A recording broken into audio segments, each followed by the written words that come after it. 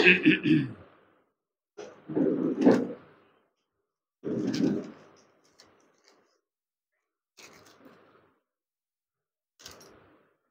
ప్రతి ఒక్కరూ ప్రభు యొక్క మహిమను పొందుటకు పిలువబడి ఉన్నాం. నేను ఈ సంగతిని చచ్చినా కూడా మరవకూడదు. మీరు ఎవరైనా మర్చినారంటే మీ ఆత్మనే మర్చిపోయినారు అర్థం. మీరెవరైనా ప్రభువు యొక్క మహిమను పొందుటకు దేవుడు సంఘములోనికి నన్ను పిలిచినాడు అన్న సంగతిని మర్చిపోతే పూర్తిగా శరీర సంబంధులుగా మారిపోతాము అన్నమాట. అంతా శరీరమే, అన్ని శరీర స్వభావాలుగానే మారిపోతాయి. అందువలన ప్రతి ఒక్కరు కూడా ప్రభువు యొక్క మహిమను పొందుటకు తండ్రి అయిన దేవుడు నన్ను కనికరించి సంఘము అనేటువంటి వ్యవస్థలోనికి నన్ను పిలిచినారు అనేది చచ్చినా మరవకూడదు అన్నమాట. జ్ఞాపకంలోనే ఉంచుకోవాలి.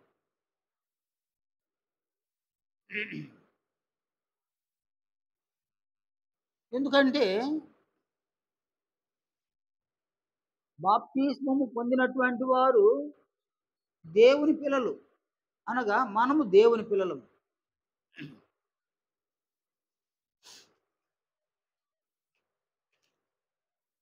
మనము దేవుని పిల్లలమైనప్పటికీ అపవాది మనలను వీడవుడు అన్నమాట.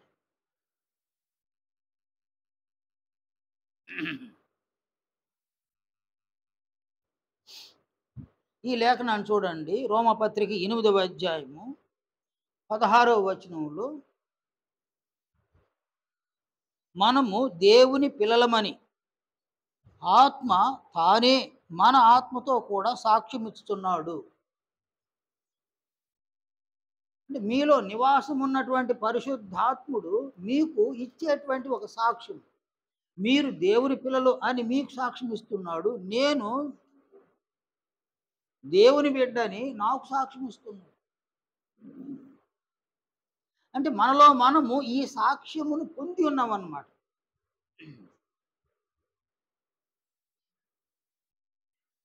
మనము దేవుని పిల్లలము. బాప్తిస్మం పొందినవారు, బాప్తిస్మం పొందని కాదు. నీవు, నేను, మనమందరము దేవుని పిల్లలు.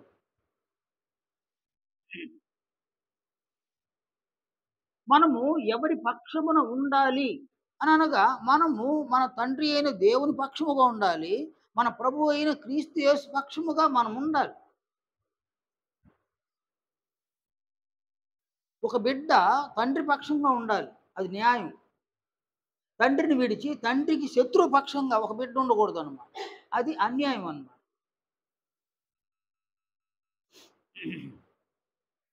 అలాగుననే మనము దేవుని పిల్లలము. మన తండ్రి అయిన దేవుని మీద మనము తిరుగుబాటు చేయ విధముగా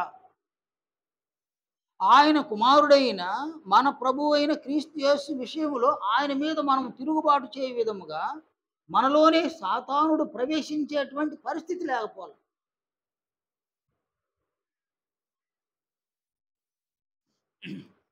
ఎందుకంటే సాతానుడు దేవుని పిల్లలను దేవునికి వ్యతిరేకంగానే అతడు మారుస్తాడు అన్నమాట. ఈ లేఖనాన్ని చూడండి, లూకా సువార్త 22వ అధ్యాయము 3వ వచనంలో 12 మంది శిష్యుల సంఖ్యలో చేరిన ఇస్కరియోతు అనబడిన యూదాలో సాతాను ప్రవేశించెను. ఈ యూదా ఎవరు అనగా యేసు ప్రభు యొక్క శిష్యుడు. శిష్యులు ఎవరనగా దేవుని పిల్లలు. దేవుని పిల్లలైనటువంటి ఒక వ్యక్తిలో, ఇస్కరియోతు యూదాలో సాతానుడు ప్రవేశించినాడు అన్నమాట. అలాగే అననీయ, సప్పిర వ్యక్తుల్లోనికి కూడా సాతానుడు ప్రవేశించినాడు. అపోస్తల కార్యములు 5వ అధ్యాయం చూడండి, 1వ వచనం నుండి 9వ వచనం వరకు. ఇక్కడ అననీయ, సప్పిర అనే భార్య భర్తలు కూడా, వారిలోనికి కూడా సాతానుడు ప్రవేశించినాడు.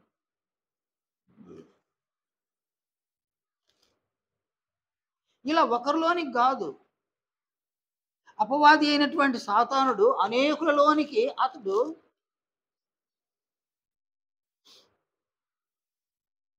మొదటి శతాబ్దంలోనే ప్రవేశించినాడు. ప్రవేశించి తండ్రి అయిన దేవుని పక్షముగా వారుండకుండా, ప్రభు అయిన క్రీస్తు యేసు పక్షముగా వారుండకుండా, తండ్రికి విరోధముగాను వ్యతిరేకముగాను, ప్రభు అయిన క్రీస్తునకు విరోధముగాను వ్యతిరేకముగాను వారిని అతడు ప్రేరేపించినాడు అన్నమాట. అలాగే నేడు మనము దేవుని పిల్లలమైనటువంటి మనల్ని తండ్రి అయిన దేవుడు తన పిల్లలుగా మనల్ని చూస్తూ ఉన్నా, ప్రభు అయిన క్రీస్తు యేసు మనలను తన తండ్రి యొక్క పిల్లలుగా మనల్ని చూస్తూ ఉన్నా, అపవాది ఏమాత్రమును తండ్రి పక్షముగా ఉండకుండా, ప్రభు అయిన క్రీస్తు యేసు పక్షముగా ఉండకుండా తన పక్షముగా మనల్ని చేసుకోవడానికి అతడు మనలో ఎవరు బలహీనులో వారిలోనికి ప్రవేశిస్తాడు అన్నమాట. వారిలోనికి ప్రవేశించి అతడు దేవునికి విరుద్ధముగా, ప్రభువైన క్రీస్తు యేసునకు విరుద్ధముగా అనేక మాటలు ఉచ్చరించడము, అనేక క్రియలను చేయడం అన్నమాట. వారు నిమిత్త మాత్రులు. చూడండి, నేను అనుకోండి, నేను బోధకుడును, మనందరికీ బోధకుడు ప్రభు అయిన క్రీస్తు యేసు. కనుక అతడు సాతానుడు అనేటువంటి వ్యక్తి మొదట నా దగ్గర పనిచేస్తాడు. ఎందుకంటే నేను ప్రభువు అపోస్తలులు బోధించిన బోధను వారి భావములతో నేను బోధించకూడదు. అలా బోధిస్తే మీలో అందరూ కాకపోయినా కొందరైనా క్రీస్తు యొక్క మహిమను పొందుటకు క్రీస్తుతో కలిసి జీవించే అవకాశం ఉంటుంది. అందువలన సాతానుడు నన్ను అభ్యంతర పెడతాడు. బోధకుడనైన నన్ను అభ్యంతరపరిచి క్రీస్తు బోధను, అపోస్తలుల బోధను పక్కకు నెట్టివేసి నా ద్వారా శరీర సంబంధమైన ఆశీర్వాదాలు, శరీర సంబంధమైన కార్యముల కొరకు నా ద్వారా అనేక సంగతులు బోధింపజేస్తాడు అన్నమాట. ఇప్పుడు నా ఒక్కడిని కన్నా సాతానుడు తన ఆధీనంలో ఉంచుకునేస్తే మిమ్మల్ని జడిపేయడానికి నేను ఒక్కడేనాయన.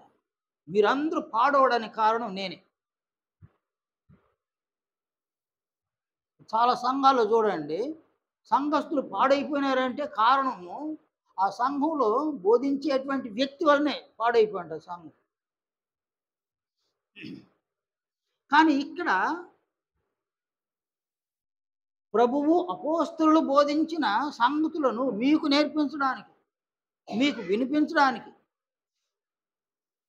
తండ్రి అయిన దేవుని వలన, ప్రభు అయిన క్రీస్తు యేసు వలన, అపోస్తలుల వలన ఈ సంగతులను నేను నేర్చుకునే విధముగా అనేక సంవత్సరాలు ఒక ప్రయాసం అన్నమాట. అనేక సంవత్సరాలు ఒక ప్రయాసం. ఎందుకంటే ఈ బోధను బోధించడం వలన మీరు క్రీస్తు యొక్క మహిమను పొందాలి. మీరందరూ పరలోక రాజ్యానికి సిద్ధం కావాలి. అది ఆ భావములతో, ఆ లక్ష్య సాధన కొరకు నేను అనేక సంవత్సరాలుగా మీకు ఈ వాక్యాన్ని వినిపిస్తూ ఉన్నాను అన్నమాట. కానీ మీరు ఎంతమంది గ్రహిస్తున్నారో లేదో, నేను వినిపించేది అదే అన్నమాట. నేను ఎప్పుడు కాంప్రమైజ్ కాను, ఎవరితోనూ కాంప్రమైజ్ కాను. నేను కాంప్రమైజ్ అయ్యే పక్షంలో ఈరోజు నేను లక్షాధికారిగా ఉండాలి. నేను ఇలా ఉండాల్సిన అవసరం లేదన్నమాట. నేను కనుక కాంప్రమైజ్ అయితే నేను ఈరోజు ఒక లక్షాధికారిలాగా ఉండాలి. నేటికి కూడా సంఘము వలననే పోషింపబడుతున్నా, సంఘం వలనే సంరక్షింపబడుతూ ఉన్నా. కనుక సంఘమునకు ద్రోహం చేయకూడదు, సంఘాన్ని మోసగించకూడదు ముఖ్యంగా. అందువలన నేను చెప్పే ఏ సంగతులైనా ప్రభు సెలవిచ్చి ఉన్నారా, అపోస్తలులు సెలవిచ్చి ఉన్నారా, వారు బోధించిన సంగతులను అలాగే మీరు జీవించకపోయినా మీరు వాటిని విశ్వసించినా విశ్వసించకపోయినా మీకు నేర్పించాలి. నేర్పించవలసిన బాధ్యత నా మీద పెట్టినాడు దేవుడు. ఎందుకంటే సంఘమునకు ఒక సువార్తికుడు గాను, ఒక బోధకుడు గాను ఆయన నన్ను ఉంచినాడు కాబట్టి. కనుక ఇక్కడ సాతానుడు నాతో కలిసి పని చేయాలి. కానీ నేను ఎప్పటికీ సాతానుతో కాంప్రమైజ్ కాను. వాడు నాకు అనేక ఎరలు చూపించినాడు అన్నమాట. ఎరలు చూపించి తన పక్షముగా మార్చుకోవడానికి ఎన్నో ప్రయత్నాలు ఉన్నాయి. ఆ ప్రయత్నాల్లో అతడు సఫలం కాకపోగా నన్ను చంపడానికి కూడా అతడు వెనుకాడల. నన్ను శోధించిన శోధనలు మీకు తెలుసు అన్నమాట. ఇక వీడిని పెడితే వీడేదో చేస్తాడు, క్రీస్తు బోధను అపోస్తుల బోధన అలాగే వినిపించేస్తాడు, ఈ సంఘంలో ఉన్న వ్యక్తులు అందరూ కాకపోయినా కొందరైన క్రీస్తు మహిమను పొందేస్తారు, అది తనకు ప్రాబ్లం, సాతానునికి ప్రాబ్లం అన్నమాట. అందువలన అతడు నా మీద నాకు ప్రాణహానిని కూడా తలపెట్టినది. ఈ సంగతి మీకు మరుగై ఉంది. కానీ అలాంటి అపాయకరమైన పరిస్థితులు వచ్చినా నేను కాంప్రమైజ్ కాదు. ఎందుకంటే మీ మేలు కోరి మీకు కీడు కోరేవాడిని అయితే నా బోధ వేరే విధంగా ఉంటుంది. మీకు అనుకూలంగా ఉంటుంది నా బోధ. మీరు చేసే క్రియలకు అనుకూలంగా, మీరు మాట్లాడే మాటలకు అనుకూలంగా నా బోధ ఉంటుంది. అప్పుడు మా పాస్టర్ మంచివాడు, మా బోధకుడు మంచివాడని మీరే నన్ను పొగడతారన్నమాట. ఈ పొగడతలు కాదు, కానీ దేవుని పక్షంగా, ప్రభు పక్షంగా ఆయన మీరు క్రీస్తు యొక్క మహిమను సాధించడానికి ఏ సంగతులను వినిపించాలనుకున్నాడో ఆ సంగతులను దేవునికి మీకును మధ్యవర్తిగా, దేవుని పక్షముగా, ప్రభు పక్షముగా ఈ సంగతులను మీకు వినిపించేస్తూ ఉంది. ఇక్కడ సాతానుడు నా దగ్గరకు వచ్చి నన్ను అనేక సార్లు శోధించిన, తన పక్షంగా నన్ను చేసుకోవాలనుకున్నా, నేను వానితో కాంప్రమైజ్ కాలేదు కాబట్టి అతని నెక్స్ట్ టార్గెట్ ఎవరంటే నేను కాదు. ఫస్ట్ టార్గెట్ నేనే. నెక్స్ట్ టార్గెట్ ఎవరంటే మీరు నెక్స్ట్ టార్గెట్ మీరన్నమాట. మీలో ఎంతమందిని పాడు చేస్తే అంత వానికి విజయం అన్నమాట. మీలో ఎవరిని వాడు పాడు చేస్తాడు, ఎవరిలోనికి ప్రవేశిస్తాడు, ఎవరు ఏ బలహీనతను కలిగి ఉన్నారో ఆ బలహీనతలో వాడు ప్రవేశిస్తాడు. షుగర్ పేషెంట్ చూడండి, ఆయన షుగర్ పేషెంట్ చూడండి. షుగర్ పేషెంట్ యొక్క శరీరంలో అనేక అవయవాలు ఉన్నాయి. వెలుపలి అవయవాలు, లోపటి అవయవాలు ఉన్నాయి. షుగర్ అనేది ఏ అవయవం బలహీనమవుతుందో ఆ అవయవాన్ని మరింత బలహీనపరుస్తుంది అన్నమాట. ఒక అవయవం బలహీనంగా ఉంటే ఆ అవయవాన్ని మరింత బలహీనపరిచి డ్యామేజ్ చేసేస్తుంది అన్నమాట. నీ కన్ను, షుగర్ పేషెంట్ కన్ను బలహీనంగా ఉంటే షుగర్ తన ప్రభావాన్ని అంతా కంటి మీద చూపిస్తుంది, కంటి చూపును పోగొడుతుంది. అలాగే నీ కిడ్నీలు కన బలహీనంగా ఉంటే కిడ్నీల మీద తన ప్రభావాన్నంతా చూపించి కిడ్నీలు పాడు చేస్తుంది. నీ లివర్ బలహీనంగా ఉంటే బలహీనమైన ఆ లివర్ మీద తన ప్రభావాన్ని చూపించి షుగరు లివర్ను పాడు చేసేస్తుంది అన్నమాట. అంటే షుగర్ అనేటువంటి ఒక వ్యాధి, ఆ వ్యాధి శరీరంలో ఏ అవయవం బలహీనంగా ఉందో ఆ బలహీనమైన అవయవాన్ని మరింత బలహీనపరిచి పాడు చేస్తుంది. షుగర్ కంటే డేంజర్ అయిన వ్యక్తి సాతానుడు అన్నమాట. మీలో ఎవరు ఎలాంటి బలహీనతను కలిగి ఉన్నారో ఆ బలహీనత కలిగినటువంటి వ్యక్తిలోనికి అతడు ప్రవేశిస్తాడు. మిమ్మల్ని మరింత బలహీనపరుస్తాడు. మాటలలో బలహీనము, క్రియలలో బలహీనము. మీరు పూర్తిగా జీవించే విషయంలో బలహీనులైపోతారన్నమాట. మీరెవరంటే దేవుని పిల్లలు. దేవుడు మిమ్మల్ని పిల్లలుగా చూస్తున్నాడు, మనందరినీ పిల్లలుగా చూస్తున్నాడు. కానీ ఆయన పక్షాన మనం ఉండకుండా, ప్రభు పక్షాన మనం ఉండకుండా మనల్ని దేవుని నుండి ఎడబాటు చేసి, ప్రభువు నుండి ఎడబాటు చేసి తన పక్షముగా సాతానుడు చేసేసుకొని దేవుని పిల్లలైనటువంటి మనము దేవుని కుమారుడైన క్రీస్తు యొక్క మహిమను పొందవలసిన అవకాశమును పూర్తిగా పోగొట్టేసి, మనం పూర్తిగా దేవుని కుమారుని మహిమను పొందవలసిన మనలను తిరిగి సాతానుడు తన చెడు గుణలక్షణ స్వభావంలోనికి మార్చివేసి దేవుని కుమారులమైన, దేవుని పిల్లలమైనటువంటి మనలను తన పిల్లలుగా మార్చేస్తాడు. అంతే. మనం ఈ సంగతి సంఘంలో ఉన్న ప్రతి ఒక్కరు, బాప్తిస్మం పొందిన ప్రతి ఒక్కరు గ్రహించండి.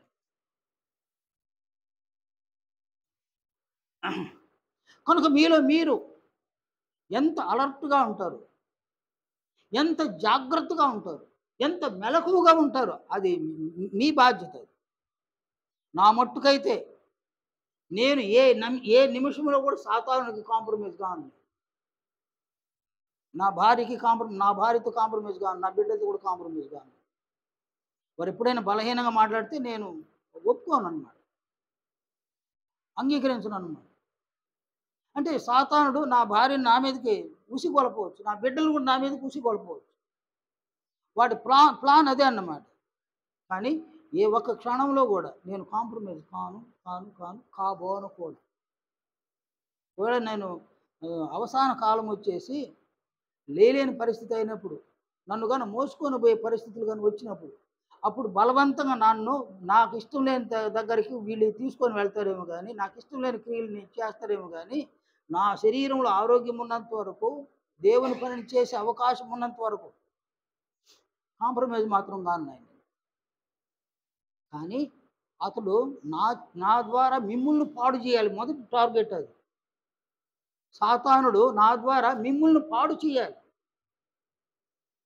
ఇక్కడ అతనితో నేను కాంప్రమైజ్ కాను కాబట్టి నెక్స్ట్ టార్గెట్ మీరన్నమాట. పురుషులు, స్త్రీలు మీరన్నమాట. మీరు ఏ బలహీనతను కలిగి ఉన్నారు. నేను బలహీనతల గురించి చెప్తున్నా. పురుషులైనా, స్త్రీలైనా, యవ్వనస్తులైనా, యవ్వనస్తురాళ్ళైనా ఎలాంటి బలహీనతలు మీరు కలిగి ఉన్నారో మీరు ఎరుగుదురన్నమాట.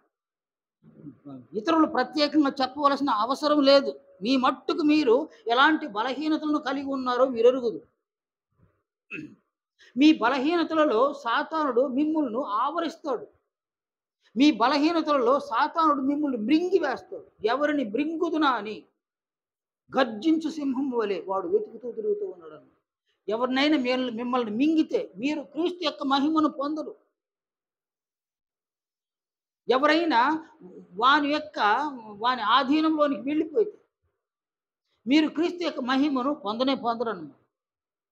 దేవుడు చూస్తున్నాడు, కేవలం చూస్తూ ఉంటాడు. ఆయన నీ దగ్గరకు వచ్చి నువ్వు నా బిడ్డవు కదా, వాడితో ఎందుకు జతకట్టినావు ఆయన అడగడాను.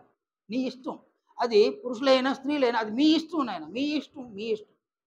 మీరు దేవుని పక్షాన ఉంటారా, ప్రభువు పక్షాన ఉంటారా, లేక సాతానుడి పక్షమున మీరు చేరిపోయి దేవునికి అవమానాన్ని, ప్రభు అయిన క్రీస్తు యేసుకు అవమానాన్ని కలిగిస్తారా మీ మాటల వలన, మీ క్రియల వలన? అది మీ ఇష్టం. దేవుడు చూస్తూ ఉన్నాడు, ఆయన వదిలేస్తాడు. కానీ నా ఫస్ట్ టార్గెట్ నేను, సెకండ్ టార్గెట్ మీరను. అందువలన మీలో ఎవరైనా సరే క్రీస్తు యొక్క మహిమను పొందకుండా వ్యర్థులైపోతారేమో అన్నటువంటి ఒక ఆందోళన, ఒక భయము నాలో ఉందన్నమాట. మీరెవరినైనా మీరెవరు మీరే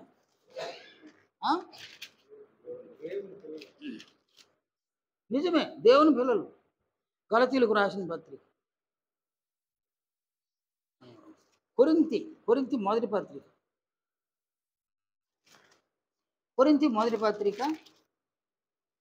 4వ అధ్యాయం 14వ వచనం నుండి 16వ వచనం వరకు. మీరెవరు ఇక్కడ చూడండి. కొరింథీ మొదటి పత్రిక 4వ అధ్యాయం 14 నుంచి 16వ వచనం వరకు. మిమ్మును సిగ్గుపరచవలెనని కాదు గాని నా ప్రియమైన పిల్లలని మీకు బుద్ధి చెప్పుటకు ఈ మాటలు వ్రాయుచున్నాను. క్రీస్తునందు మీకు ఉపదేశకులు 10,000 మంది ఉన్నను, తండ్రులు అనేకులు లేరు. క్రీస్తు యేసునందు సువార్త ద్వారా నేను మిమ్మును కంటిని కనుక మీరు నన్ను పోలి నడుచుకొని వారై ఉండవలనని మిమ్మును బతిమాలు కొనుచున్నాను. కానీ ఇక్కడ మీరెవరు? నన్ను ఈ లేఖనంలో మీరు ఈ లేఖనంలో ఎవరు? మీరు ఎవరికి ప్రియమైన పిల్లలు? బోధకునికి, బాప్తిస్మము ఇచ్చిన వానికి, బాప్తిస్మం పొందిన వారందరూ పిల్లలు అన్నమాట. మీలో ఎవరిని నేను శరీర రీతిగా ఎప్పుడు చూడడం లేదు. నేను బాప్తిస్మం పొందిన వారిని ఎవరిని శరీర రీతిగా నేను చూడడం. ఎందుకంటే మొదటి శతాబ్దంలో వారు ఎలా ఆలోచన చేస్తున్నారో చూడండి. వారు చేసినటువంటి ఆలోచనలు. కొరింథీ, నేను ఈ లేఖనం చూస్తున్నాను. కొరింథీయులకు రాసిన 2వ పత్రిక 5వ అధ్యాయము 16వ వచనంలో అపోస్తలుడు సెలవిచ్చిన ఈ మాటలు చూడండి. కావున ఇక మీదట మేము శరీర రీతిగా ఎవరినైనాను ఎరుగము. ఏమన్నాడు ఆయన? మేము శరీర రీతిగా ఎవరిని ఎరగము. మేము క్రీస్తును శరీర రీతిగా ఎరిగి ఉండినను ఇక మీదట ఆయనను అలాగు ఎరుగము. క్రీస్తును సహితము శరీర రీతిగా ఎరగము. సంఘములో ఉన్న వ్యక్తులను శరీర రీతిగా ఎరగము అన్నమాట. శరీరములో నా బంధువులు, నా రక్త సంబంధులను నేను చూడడం. సంఘములో నా బంధువులని, నా రక్త సంబంధులను నేను చూడడం. ఎందుకంటే ఈ లేఖనము నన్ను ప్రభావితపరిచింది అన్నమాట. ప్రస్తుతము బాప్తిస్మం పొందినటువంటి వ్యక్తులను నేను ఎలా చూస్తూ ఉన్నాను అంటే వారు నా పిల్లలు అని చూస్తున్నాను అన్నమాట, భావిస్తూ ఉన్నాను. ఈ మాట మీకు మింగుడు పడవచ్చు, మింగుడు పడకపోవచ్చు అన్నమాట.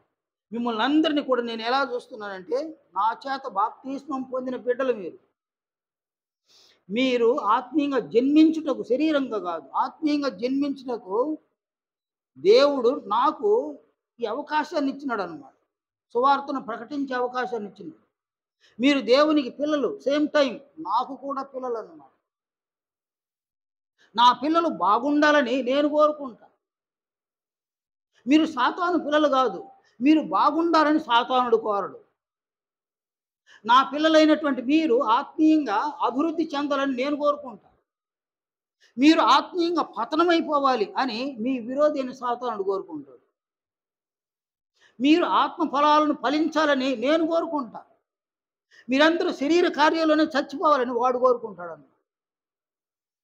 మీరు వివేచన కలిగి జీవించాలి అని నేను కోరుకుంటా. మీరందరూ అవివేకులుగా మారిపోవాలని వాడు కోరుకుంటాడు. కనుక ఎందువల్ల అంటే మీరు నాకు పిల్లలు, వానికి పిల్లలు కాదు మీరు. కానీ ఇక్కడ ఏంటంటే మీరు నాకు పిల్లలైనా, మీరు దేవుని పిల్లలైనా, మీరు నాకు పిల్లలైనా దేవుని నుండి మిమ్మల్ని ఎడబాటు చేయడానికి, నా నుండి మిమ్మల్ని ఎడబాటు చేయడానికి సాతానుడు మీ దగ్గరకు వచ్చి వాని టార్గెట్ మిమ్మల్ని పాడు చేయడం. అందువలన మీరు ఎవరికి వారు ఒక అతిశయం, ఒక గర్వం, ఒక అహంకారం ఉంది నాయన. ఆయన చెప్పేది మేమేంది వినేది. చాలా కాలంగా క్రీస్తు మహిమను పొందాలని చెప్తా ఉండ. ఆయన చెప్పుకున్న పోతుంటాడు, మనం చేసేది మనం చేసుకుంటా పోదాం. ఇది నాయన సాతానుడి యొక్క తంత్రము. వాడు చిక్కించుకున్నాడు మిమ్మల్ని. నేను అవకాశము దొరికినప్పుడంతా మీ మధ్య ఈ సంగతులను వినిపిస్తూ ఉన్నా. ఒక ఆందోళన, ఒక భయము, నా బిడ్డలు ఎక్కడ పాడైపోతారో అన్నటువంటి ఆందోళన, నా బిడ్డలు ఎక్కడ సాతాను యొక్క తంత్రములలో చిక్కుకొని వ్యక్తిత్వాన్ని పాడు చేసుకుంటారు అన్నటువంటి భయము నాలో ఉంది. మీకు భయం ఉందో లేదు? సహజంగా బిడ్డల మీద తల్లిదండ్రులకు భయం ఉంటుంది, ఆ బిడ్డలకు భయం ఉండదు. వాళ్ళకి ఇష్టం వచ్చినట్టు వెళ్తూ ఉంటారనమాట. నాయన సైకిల్లో వేగంగా పోబాకు అని ఒక తండ్రి, ఒక తల్లి వారిస్తూ ఉన్న వాళ్ళు వేగాన్ని మెయింటైన్ చేసి ఎక్కడో పోయి పడతారని చూడండి. అని యవ్వనస్తులు చాలామంది అనేక యాక్సిడెంట్లలో చనిపోతూ ఉన్నారన్నమాట. కారణము తల్లిదండ్రులను అసలు వారు గౌరవించడం లేదన్నమాట. మీరు చూడండి, మా చెల్లెలు మా వాడికి ఒక బైక్ కొనిచ్చింది. నేను వాడికి చెప్పి 2-3 సార్లు చెప్పిన, బెంగళూరులో ఉండవు నాయన నువ్వు, బైక్లో చాలా దూరం తిరగబోకరని చెప్పినాను లేదా? ఎందువల్ల? మీ అమ్మకు భయం ఉంటే నీకు బైక్ తీసి చూడదు. మీ అమ్మకు భయంలా, నాకు ఉండదు నీ మీద భయం. మీరు బాగుండాలి, మీరు అభివృద్ధి చెందాలి, మీరు క్షేమంగా ఉండాలి. నా భయం చేత నీకు సలహా ఇచ్చినాను. నా సలహాని మీరు ఎవరైనా స్వీకరిస్తేనే మీరు బాగుంటారు. నా సలహాను స్వీకరించకపోతే ఇది నేను ఇచ్చే సలహా కాదు, ప్రత్యక్షంగా దేవుడు ప్రభువు ద్వారా నా మూలంగా మీకు ఇచ్చే సలహాను. మీరు ఎవరైనా సరే క్షేమంగా ఉంటారు. నా మాటలు వినండి. నా మాటలు కాదు, ప్రభువు మాటలు, మన తండ్రి అయిన దేవుని మాట వినండి, మీరు క్షేమంగా ఉంటారు. ఎందుకంటే అపవాది మీకు మేలు చేయాలని కాదు, మీలోనికి ప్రవేశించేది. అపవాది మీరు క్షేమంగా ఉండాలని కాదు మీలో ప్రవేశించేది. మీరు ఏ విషయంలో బలహీనులుగా ఉన్నారో ఆ బలహీనతను వాడు పట్టుకొని మీలోనికి ప్రవేశించి మరింత బలహీనులుగా చేసి మిమ్మల్ని పాడు చేయడానికి అతడు మిమ్మల్ని టార్గెట్ చేసి ఉన్నాడని. అందువలన నా భయము, నా ఆందోళన, నా బిడ్డలు ఎవరెవరు ఎలా పాడైపోతారు, నా బిడ్డలు క్రీస్తు యొక్క మహిమను అందుకొని ఆ స్థాయికి ఎదగవలసినటువంటి వారు ఎవరెవరు పతనమైపోతారు. ఒక ఒక బిడ్డ చనిపోతే ఆ తండ్రి బాధ అంతెంత కాదు. నేను మొన్న ఒక వాట్సాప్ చూసినాను అన్నమాట. ఏదో కొండల్లో నివసిస్తూ ఉన్నారు ఆదివాసులు. బిడ్డకు బాగలేదు. వాళ్ళు హాస్పిటల్‌కి తీసుకురావాలంటే 30 కిలోమీటర్లు నడిచి రావాలన్నమాట. బాగులేని బిడ్డని చేతిలో పట్టుకొని ఆ తండ్రి 30 కిలోమీటర్లు నడిచినాడు బిడ్డను కాపాడుకోవాలి. తీరా హాస్పిటల్‌కి వచ్చిన తర్వాత ఆ బిడ్డ హాస్పిటల్‌లో మృతి చెందిందండి. ఆ బిడ్డను తిరిగి ఇలా చేతులు పెట్టుకొని 30 కిలోమీటర్లు నడిచిపోయాడు. ఆ తండ్రి ఎంత మదన పడ్డాడు, ఎంత బాధపడ్డాడు, ఎంత దుఃఖించినాడు. అది శరీర సంబంధమైన మరణం. మన శరీరాలైనా ఒక రోజుకు మరణిస్తాయి. కానీ ఇక్కడ మీరు ఆత్మలు, మనము ఆత్మలు. మీలో ఎవరైనా తిరిగి సాతానుని యొక్క ఉరిలో పడి సాతానుని యొక్క తంత్రములలో చిక్కుకొని మీ బలహీనతలలో వాడు మిమ్మల్ని ఆవరిస్తే, మీలోనికి వాడు ప్రవేశిస్తే, మిమ్మల్ని మీకు మీకు అపారమైన కీడు చేస్తే, అపారమైన నష్టాన్ని మీకు చేస్తే, మీ చుట్టూ ఉన్న వాళ్ళు చూసి చూసి ఏం చేయలేకపోవచ్చు. నాకు మాత్రం బాధ అనిపిస్తుంది, నాకు మాత్రం దుఃఖం అనిపిస్తుంది. ఎందుకంటే దేవునికి జన్మించడానికి, మీరు దేవుని కుమారులుగా, దేవుని పిల్లలుగా జన్మించడానికి నేను ఎంతో కొంత ప్రయాసపడి ఉన్నాను. ఈ లేఖనాన్ని చూడండి. రోమాపత్రిక 9వ అధ్యాయము మొదటి 2 వచనాలు చూడండి, 3 వచనాలు చూడండి. నేను ఈ లేఖనాన్ని మీరు గ్రహించాలని కోరుకుంటాను. పౌలు అన్నాడు, సంఘముతో ఇలా చెప్పినాడు, నాకు బహు దుఃఖమును నా హృదయములో మానని వేదనయు కలవు. క్రీస్తునందు నిజమే చెప్పుచున్నాను, అబద్ధమాడుటలేదు. పరిశుద్ధాత్మయందు నా మనస్సాక్షి నాతో కూడా సాక్ష్యం ఇచ్చుతున్నది. కాబట్టి ఇక్కడ ఏమంటాడంటే ఆయన అపోస్తలుడు దుఃఖపడ్డాడు. మానని వేదన ఆయనలో ఉంది. ఎవరి విషయంలో ఉంది? తన పిల్లల విషయంలో ఉందన్నమాట. వారే సంఘస్థులు. నిజముగా మీ విషయంలో నాకు కూడా ఈ దుఃఖము, మానని వేదన నాలో కూడా ఉందన్నమాట. వీళ్ళు ఎవరు తప్పిపోతారు? మీరు బయట తిరుగుతూ ఉంటాము. ప్రమోద్ ఉన్నాడు, అర్జున్ ఉన్నాడు, సురేష్ ఉన్నాడు, ఆరు నేతాజీ. నాయన నీ భార్యని అక్కడక్కడ వదిలేసి ఏదో చుట్టకూడదు. ఆయన మరీ నేరం, అది మహా నేరం అన్న. ఎలా ఉంటుండవు నువ్వు? అలా ఉండకూడదు అన్న. ఆమె ఎక్కడ ఒంటరిగా ఉండడంలో ఏం లాభం? రైట్ కాదన్న. చచ్చేంత వరకు కలిసి ఉంటామని ప్రమాణం చేసి, పెండిలో ప్రమాణం చేసి ఇప్పుడు వదిలేసి ఎట్టుంటే ఎట్నా? ఉంటే ఆడన్నా ఉండు, లేకపోతే ఆమెని నీతోనే ఉంచుకో. మీ అమ్మ మీ నాయనతో ఉండడం ఇష్టం లేకపోతే ప్రైవేట్గా ఉండిపో, సపరేట్గానే ఉండిపో. భార్యను వదిలి మాత్రం ఉండకూడదు. ఇది దైవ నియమం కాదన్న. ఇక్కడ ఉంటే సాతానుడు శోధిస్తే నువ్వేం చేయాలా? వేరెవరో ఒక అమ్మాయిని చూసుకోవాలన్నమాట. ఖచ్చితంగా చూసుకోవాలన్నమాట. నీ భార్యకి ఏం చేసినట్టు? నువ్వు ద్రోహం చేయడమే కాదు, నీ దేవుని పక్షాన్ని నువ్వేమైనట్లు?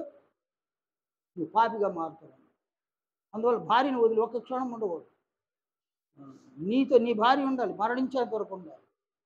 నీ భార్యను ఒప్పిస్తావా, మెప్పిస్తావా, ఏం చేస్తావు అది నీ ఇష్టం. నువ్వు ఏదో సర్దుకుంటావు 2 రోజులు గమ్మున ఉండాలి. ఇంకను యవ్వనస్తులు చాలామంది, నాయన యవ్వనస్తులు బహు జాగ్రత్తగా ఉన్నాడు చెప్తున్నాను. ఇది ప్రభువు మాటగా చెప్తున్నాను, దేవుని మాటగా చెప్తున్నాను. ఈ స్థలంలో నిలిచి ప్రభువు మాటగా, దేవుని మాటగా చెప్తున్నాను.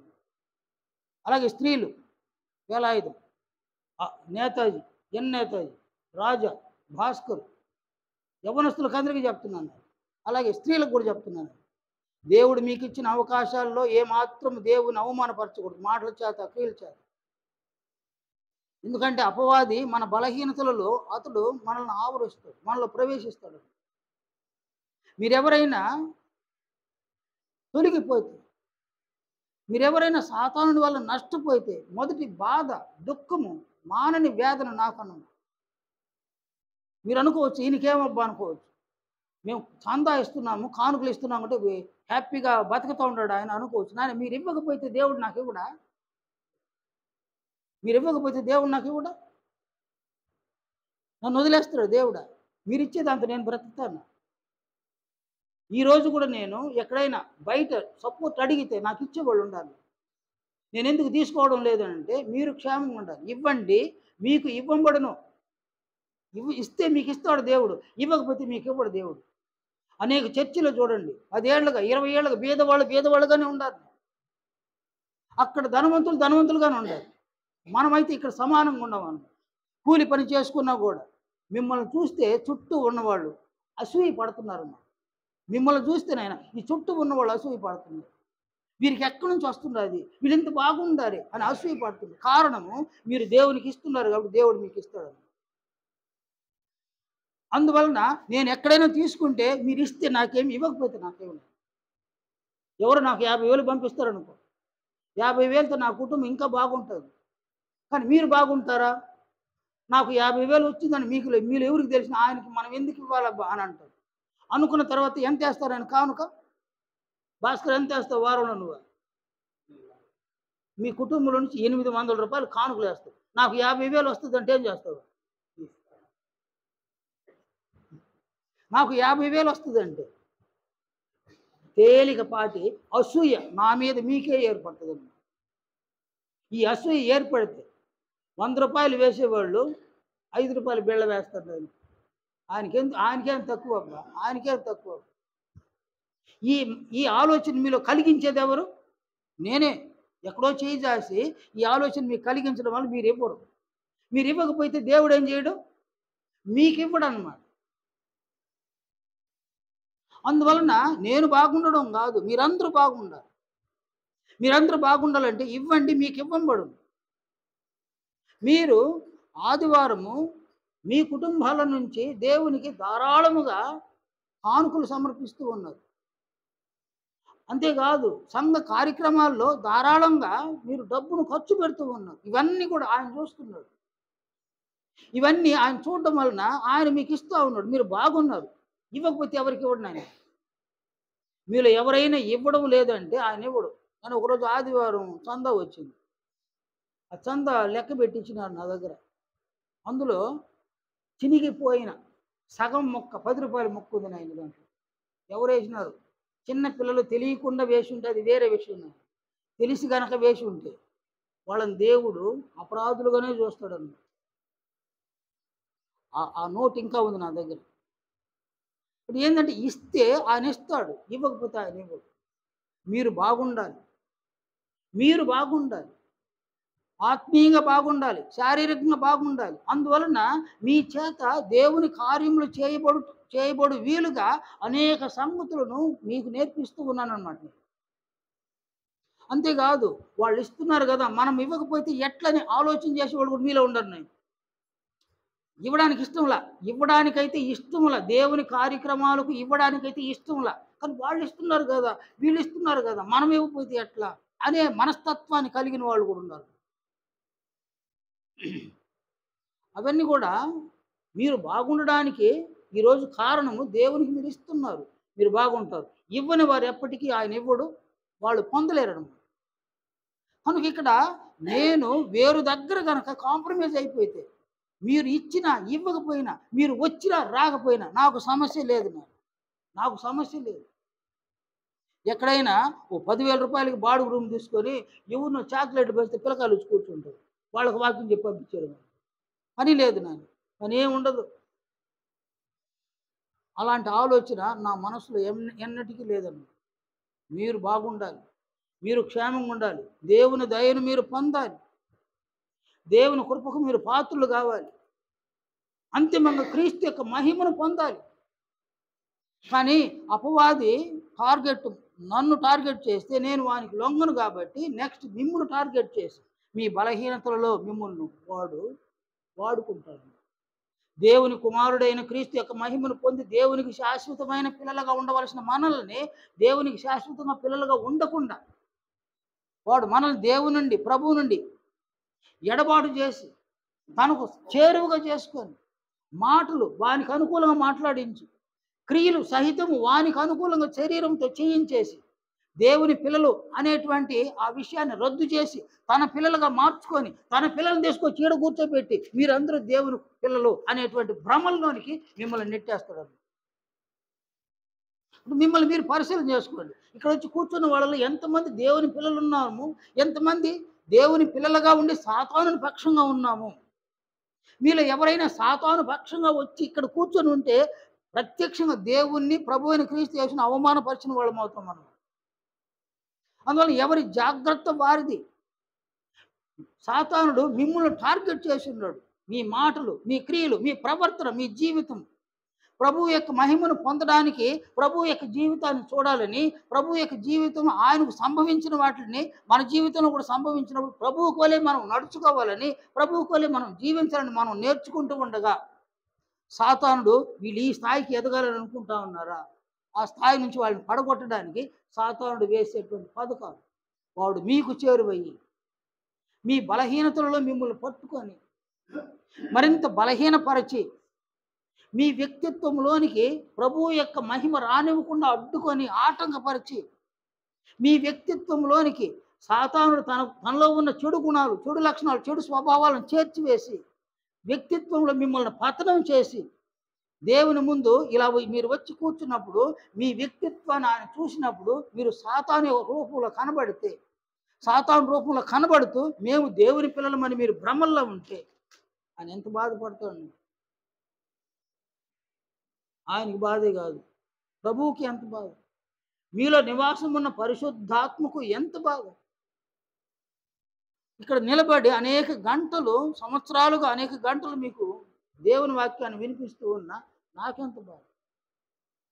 అందువల్ల పౌలు అంటాడు, నాకు బహు దుఃఖమును నా హృదయములో మానని వేదనయు కలవు. మిమ్మల్ని మీ విషయంలో ఎవరైనా దుఃఖపడతారు, ఎవరైనా వేదన పడతారంటే నేను తప్ప మరెవరు లేరు. అందువల్ల మీరు అందరూ క్షేమంగా ఉండాలి, మీరందరూ ఆత్మీయంగా అభివృద్ధి చెందాలి. అది బోధకునిగా నా కాంక్ష. ఈ నా కాంక్షకు మీరు సహకరిస్తే మీరు క్షేమంగా ఉంటారు.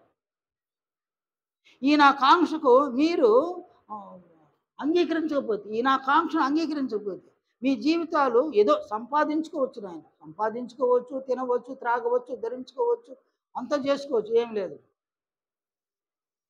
జీవితం అంటే కేవలము సంపాదించుకోవడము, తినడము, త్రాగడము, ధరించుకోవడం మాత్రం కాదు. శరీరాల్లో ఉన్నప్పుడే క్రీస్తు యొక్క మహిమను పొందడం కొరకు జీవితాన్ని ఇచ్చింది ఆయన. తినడం కొరకు కాదు, త్రాగడం కొరకు కాదు, ధరించుకోవడం కొరకు కాదు. ప్రభువు యొక్క మహిమను పొందడానికి, నీకు ఏది ఇచ్చున్నా ప్రభువు యొక్క మహిమను పొందడానికి ఇచ్చినాడు. అందువలన మీలో ఎవరు కూడా సాతాను యొక్క తంత్రములలో చిక్కుకోకుండా జాగ్రత్త పడండి. సాతాను యొక్క శోధనలో విశ్వాస విషయంలో పడిపోకుండా జాగ్రత్త పడండి. ఎందుకంటే మనం శరీరాలలో ఉన్నప్పుడు ఈ అవకాశం మనకుంది, క్రీస్తు యొక్క మహిమను పొందే అవకాశం ఉంది. మనం శరీరాలను విడిచిన తర్వాత క్రీస్తు యొక్క మహిమను పొందే అవకాశం లేదు. అందువలన మీలో మీరు బహు జాగ్రత్త పడండి, మీలో మీరు బహు మెలకువగా ఉండండి. దేవుడు మీకు సెలవిస్తున్నటువంటి ఈ మాటలను మీరు అంగీకరించండి. దేవుడు మీకు నేర్పిస్తూ ఉన్న ఈ సంగతులను అనుసరించండి. ఇవి మీకు ఎంతో మేలు చేస్తాయి, కీడు చేయవు, మేలు చేస్తాయి. అంతిమంగా ఈ లేఖనాన్ని చూడండి. పేతురు తన మొదటి పత్రిక 2వ అధ్యాయం,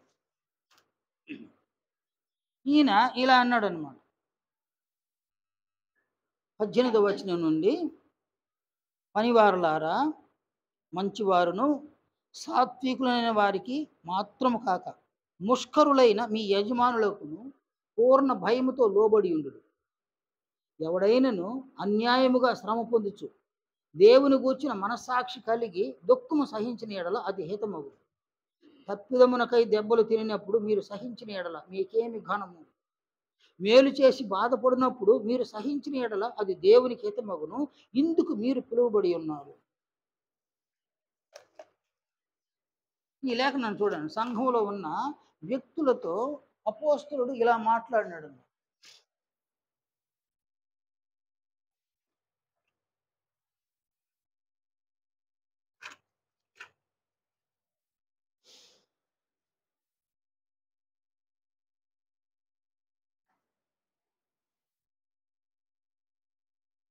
నంబర్ 1,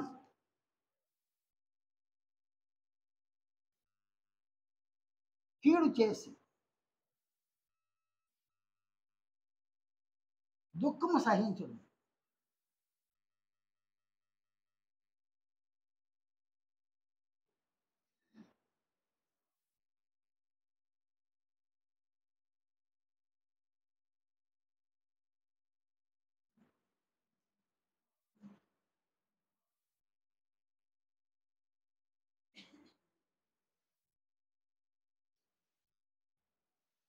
అలాగే మేలు చేసి దుఃఖాన్ని సహించడం.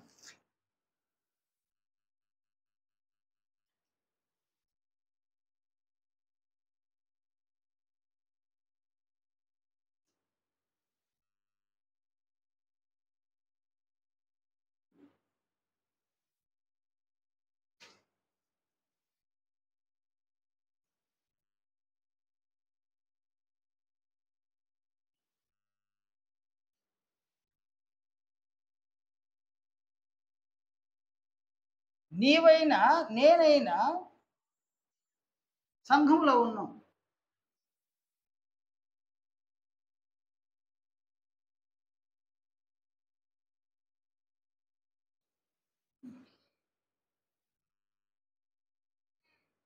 ఈ సంఘములో 2 వర్గాలు చెప్పినాడు ఆయన.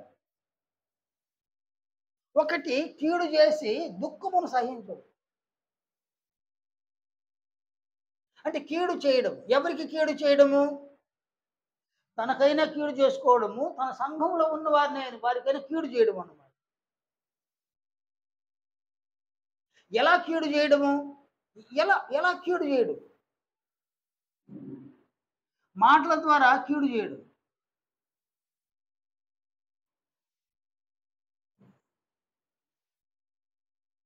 మాటల ద్వారా కీడు.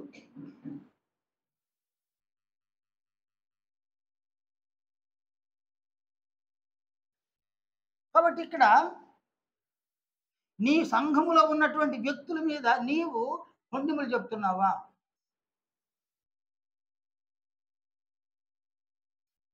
ఇది మాటల ద్వారా నీవు ఎవరి విషయంలో కొండెములాడుతున్నావో వారికి కీడు చేయడం అన్నమాట.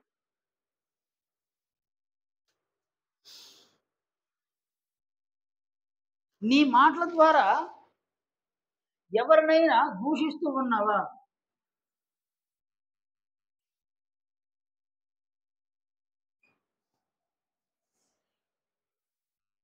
ప్రత్యక్షంగానైనా పరోక్షంగానైనా ఎవరినైనా నీ మాటల ద్వారా దూషిస్తూ ఉన్నావా?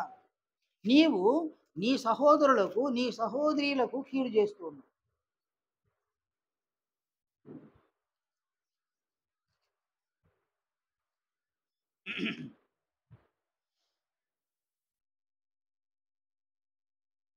ప్రత్యక్షంగా నీ సంఘములో ఉన్నటువంటి వారికి నువ్వు కీడు చేయడం నీ మాటల ద్వారా.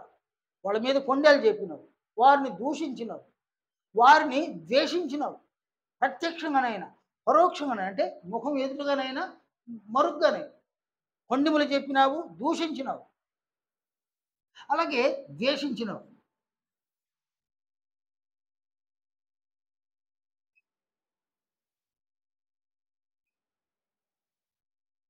కనుక ఎవరి విషయంలో కొండెములు చెప్తున్నావు, ఎవరిని దూషిస్తూ ఉన్నావు, ఎవరిని ద్వేషిస్తూ ఉన్నావు, వారికి మేలు చేసిన వారా కీడు చేసిన వారా? కీడు చేసిన వారన్నమాట. అలాగే క్రియలు.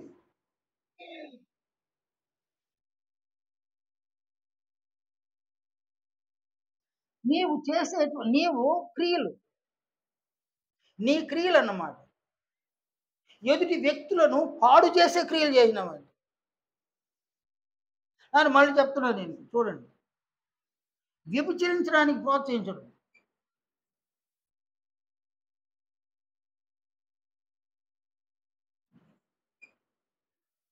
ఈ వ్యభిచారమును ప్రోత్సహించడం అన్నమాట.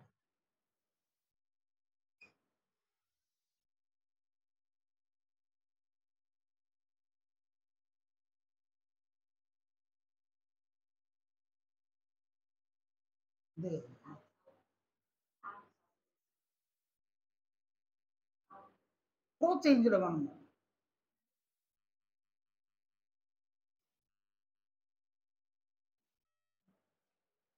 అలాగే జారత్వమును ప్రోత్సహించడం,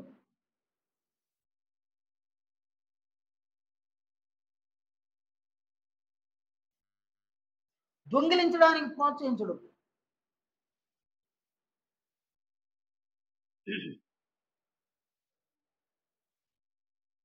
అబద్ధం చెప్పడానికి ప్రోత్సహించడం,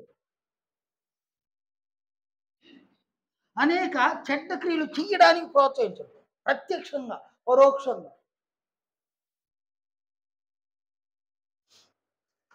నేను ఒక దగ్గర నిలబడి ఉన్నా. అక్కడ ఒక ఒక యవ్వనస్తుడు ఉన్నాడు. వాడికి ఇంకా వివాహం కాల. వాని పక్కన వివాహమైనటువంటి ఒక యవ్వన స్త్రీ ఉంది.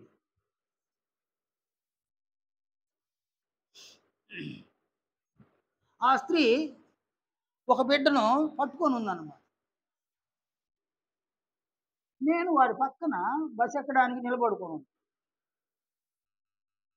ఆ స్త్రీ వానితో మాట్లాడుతోంది. నువ్వు మగోడువా కాదో చెప్పు అంటున్నా. నువ్వు మగోడువా కాదా? నన్ను అది కేవలం మాట్లాడినాను. నువ్వు మగవాడివా కాదా దాన్ని చెప్పు అంటది. వాడు మగవాడు అనడానికి వాడు తను తాను రుజువు చేసుకోవాలని. రుజువు చేసుకుంటే మగవాడు, రుజువు కాబట్టి మగవాడు కాదు. వాడు సిగ్గుపడతాడు. మళ్ళీ అడుగుతావు, నువ్వు మగవాడువా కాదా, నువ్వు మగవాడువా కాదా, నువ్వు నిజంగా మగవాడైతే నిరూపించి చూద్దామంటారు. ఇది నాయన ఈ మాటలు ఉంటాయి చూడండి, క్రియలు. ఆ మాటలు పరోక్షంగా ఒక చెడ్డ క్రియను చేయడానికి ప్రోత్సహించడం. అది దొంగిలించడానికి కావచ్చు, మోసం చేయడానికి కావచ్చు, ఇతరులను కొట్టడానికి కావచ్చు, ఇతరులను తిట్టడానికి కావచ్చు, అది జారత్వం చేయడానికి కావచ్చు, దేనికైనా సరే ఆ క్రియలను ప్రత్యక్షంగా పరోక్షంగా ప్రోత్సహించడం అనమాట. అలాంటివి సంఘంలో ఉన్న వారికి మేలు చేసినట్ల, కీడు చేసినట్ల. ఈ రెండింట్లో దొరికిపోయితే, ఏ రెండింట్లో? ఈ రెండింట్లో కనుక దొరికిపోయితే అప్పుడు ఏం కలుగుతుంది నాయన? అప్పుడు దుఃఖం వస్తుంది అన్నమాట. ఈ రెండింటిలో దొరికితే దొంగ, దొరకకపోతే దొర అంటుంటారు అనమాట. ఈ రెండింటిలో కనుక దొరికిపోతే, సాక్ష్యాలు ఆధారాలతో దొరికిపోయితే అప్పుడు ఏం సంభవిస్తుంది? దుఃఖం సంభవిస్తుంది. అప్పుడు ఏం జరుగుతుంది? ఆడ ఒక హింస జరుగుతుంది అన్నమాట, మానసికంగా హింస. అప్పుడు వాళ్ళు ఏమంటారు తెలిసిన? మేము ఏది చేయలేదు, దేవుడే ఉన్నాడు మాకంటే. కీడు చేసి శ్రమ పడ్డప్పుడు దుఃఖమును సహించడం అన్నమాట. మాకు దేవుడు ఉన్నాడు, మేమేం చేయలేదు అనడం అన్నమాట. ఇది ఉపేక్షించడు దేవుడు. దాని పేతురు అన్నాడు. అలాగే మేలు చేసి దుఃఖమును సహించడం.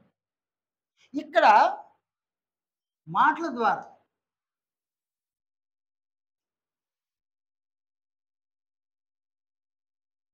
మేలు చేయడం అన్నమాట. అంటే ఈ మాటల ద్వారా నంబర్ 1 సువార్త ప్రకటన,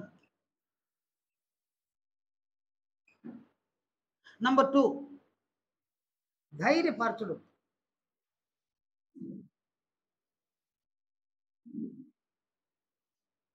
నంబర్ 3 ఆదరించడం,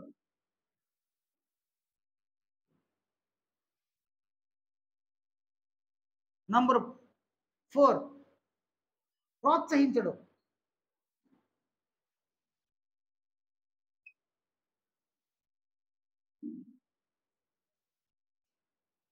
ఇలా ఉన్న అనేకం అన్నమాట మాటల ద్వారా. నీ మాటల ద్వారా మేలు చేయడం, నీ సంఘములో ఉన్న వ్యక్తులకు మేలు చేయడం. అలాగే క్రియలున్నాయన్నమాట. నీవు చేసేటువంటి క్రియలు.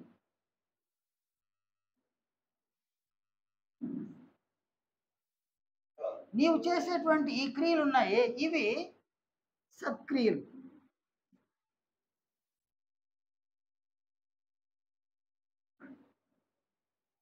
ప్రేమ క్రియలు.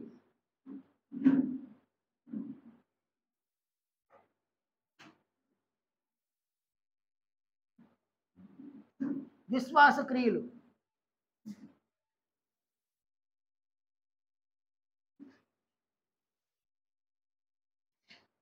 నిరీక్షణ క్రియలు.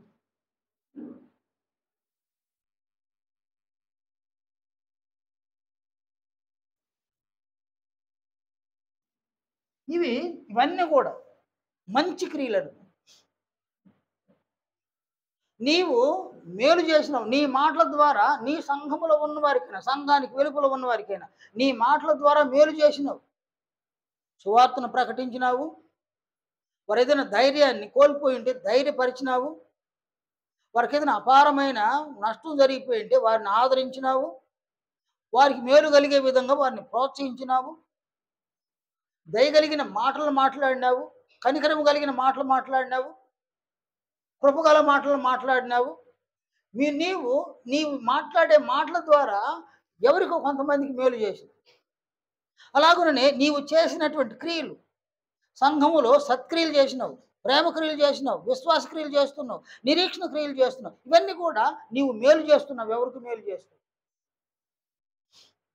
ఇప్పుడు నీ సంఘంలో ఉన్న వారి ద్వారా నీకు ఒక శ్రమ వచ్చింది, నీకు ఒక హింస వచ్చింది అనమాట. నువ్వేం రైట్ రూట్లో ఉన్నావు నువ్వు. ఎందుకంటే యేసు ప్రభు రైట్ రూట్లో ఉన్నాడు, ఆయనకి శ్రమలు వచ్చినాయి. అలాగనే నీవు కూడా రైట్ రూట్లో ఉన్నావు, నీకు కూడా శ్రమలు రావాలి ఖచ్చితంగా. ఎందుకంటే కొరింథీ ఫిలిప్పీ 1వ అధ్యాయం చివరి వచనంలో అపోస్తులు చెప్పినటువంటి మాటలు మనకు జ్ఞాపకం ఉంది కదా. ఫిలిప్పీ 1వ అధ్యాయం చివరి వచనం. క్రీస్తునందు విశ్వాసం ఉంచడం మాత్రమే గాక ఆయన పక్షమున శ్రమపడుటయు ఆయన పక్షమున మీకు అనుగ్రహింపడు. అంటే క్రీస్తునందు విశ్వాసం ఉంచడం అంటే దాని అర్థము ఆయన ఎలా మాట్లాడినాడో, దయగల మాటలు, కనికరము గల మాటలు, ఆదరించే మాటలు కదా నాయన, కృప చూపించే మాటలు, ధైర్యపరిచే మాటలు, ప్రోత్సహించే మాటలు, ఎలాంటి మాటలు మాట్లాడినాడో అలాంటి మాటలను మనం మాట్లాడు. ప్రభు అయిన క్రీస్తు యేసు తన మాటల ద్వారా ఎవరికి కీడు చేయలే. అలాగే ప్రభు అయిన క్రీస్తు యేసు అనేక క్రియలు చేసినాడు, అనేక మందికి సత్క్రియలు చేసినాడు, ప్రేమ క్రియలు చేసినాడు, విశ్వాస క్రియలు చేసినాడు, నిరీక్షణ క్రియలు చేసినాడు. కనుక ఆయన చేసిన ఈ మేలుకరమైనటువంటి క్రియలను మన జీవితాల్లో మనం చేసి, ఆయన మాట్లాడినటువంటి ఇతరులకు మేలు కలిగే మాటలను మన జీవితంలో మనం మాట్లాడితే ఇప్పుడు ఏం రావాలి నాయన? ఇది మన విశ్వాసం అయితే దాన్ని అవలంబించినప్పుడు ఏం రావాలి? ఇప్పుడు శ్రమలు రావాలి. ఈ శ్రమలు ఎవరి ద్వారా రావాలి? నీ సంఘంలో ఉన్న వారి ద్వారా రావాలి. ఈ శ్రమలు నీ సంఘంలో ఉన్న వారి ద్వారానే రావాలన్నమాట. అప్పుడు ఏం ఏర్పడుతుంది? అక్కడ ఏం ఏర్పడుతుంది? మేలు చేసి ఏమొస్తుంది నాయన? దుఃఖం వస్తుంది. దాన్ని ఏం చేయాలి? మనము సహించడం. ఇందుకొరకు మనం పిలువబడ్డాం, ఇందుకొరకు మనం పిలువబడలేదు. కనుక ఇక్కడికి వచ్చేసరికి వీటన్నిటిని బట్టి శ్రమలు వచ్చినాయి, అలాగే హింసలు వచ్చినాయి. ఇవి నీ జీవితాన్ని తాకినాయి. ఇవి రెండు కూడా నీ జీవితాన్ని తాకినాయి అన్నమాట. ఈ జీవితాన్ని తాకినప్పుడు దుఃఖం ఏర్పడింది. ఈ దుఃఖముల నుంచి నువ్వేం చేసినావు? నేనేం చేయాలి? వీటిని, ఆ శ్రమలను, ఆ హింసలను మనం సహించాలను. ఆ సహించినప్పుడు ఇదేమవుతుంది నాయన? దేవునికి ఏమవుతుంది? హితము.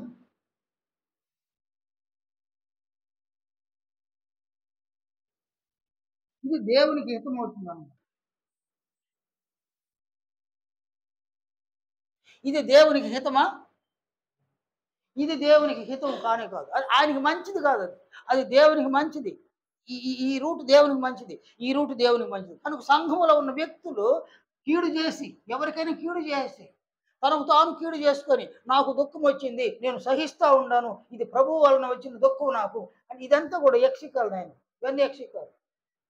కానీ ఇక్కడ నీవు మేలు చేసి, నీ మాటల ద్వారా మేలు చేయడం, నీ క్రియల ద్వారా నీవు మేలు చేయడం అని, ఇవి చేసి నీకు శ్రమలు హింసలు వచ్చినప్పుడు సహించినావంటే అది దేవునికి హితము, అది మంచిది, దేవునికి మంచిది.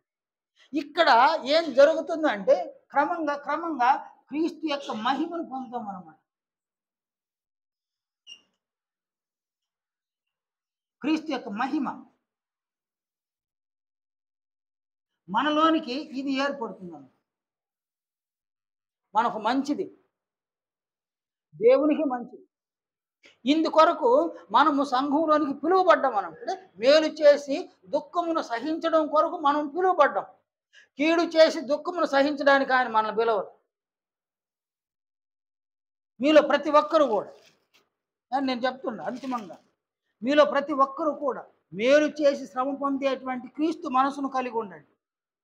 మీరు కీడు చేస్తే, తెలుగులో ఒక సామెత ఒకటి ఉంది నాయన, 10 రోజుల దొంగ ఒక రోజుకు దొరకపోదు.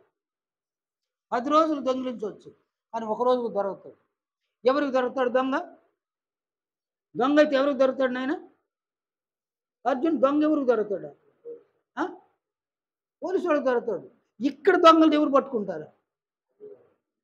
ఆయన పడతాడు. ఆయన చేతిలో పడడం భయంకరం అన్నమాట. జీవము గల దేవుని చేతిలో పడుట భయంకరం. ఈ లేఖనాన్ని చూడండి.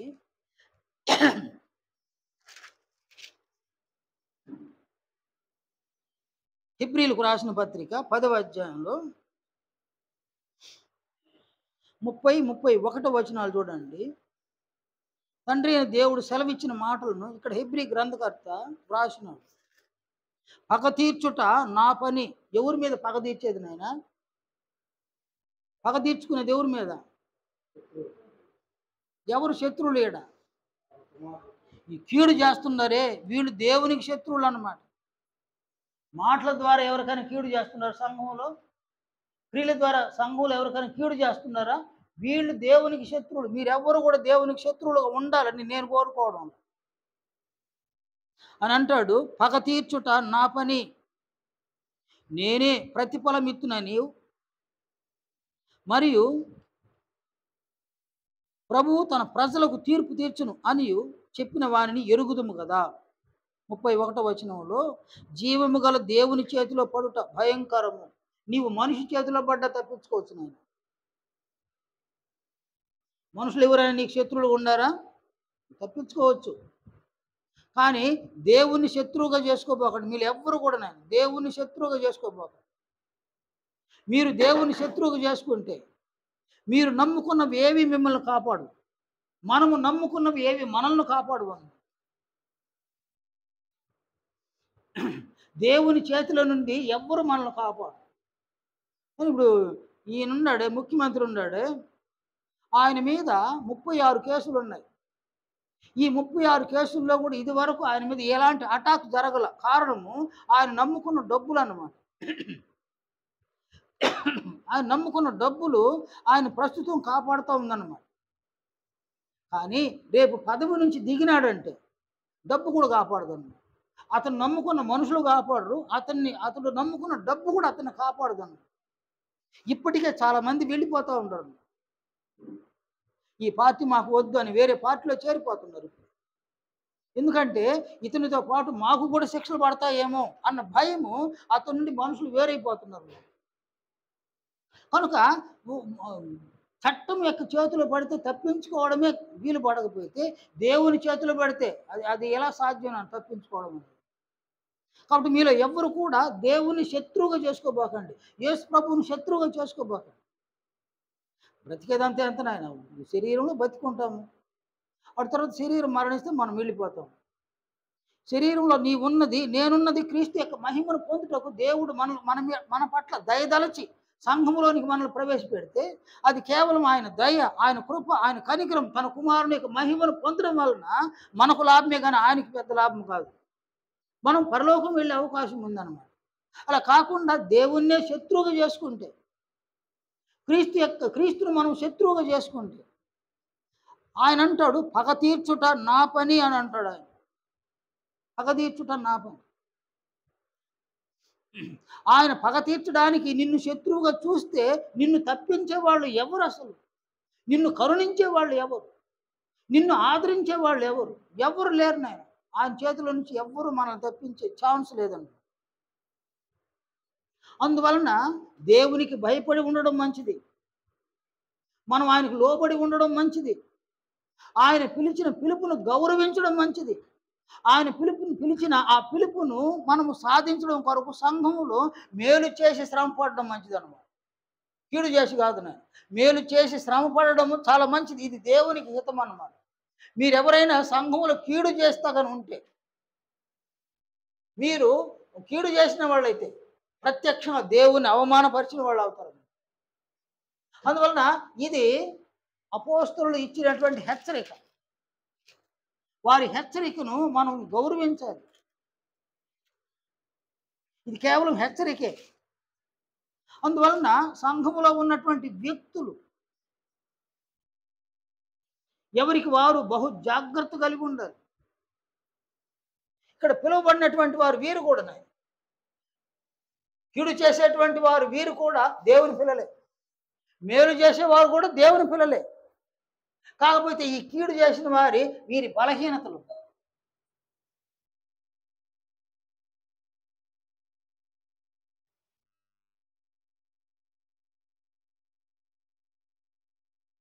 సాతానుడు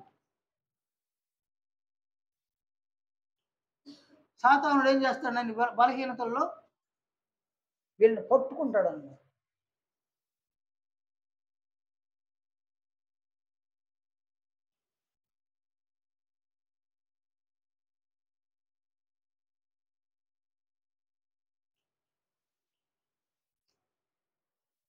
దేవుని పిల్లలను వాడు పట్టేసుకుంటాడన్న.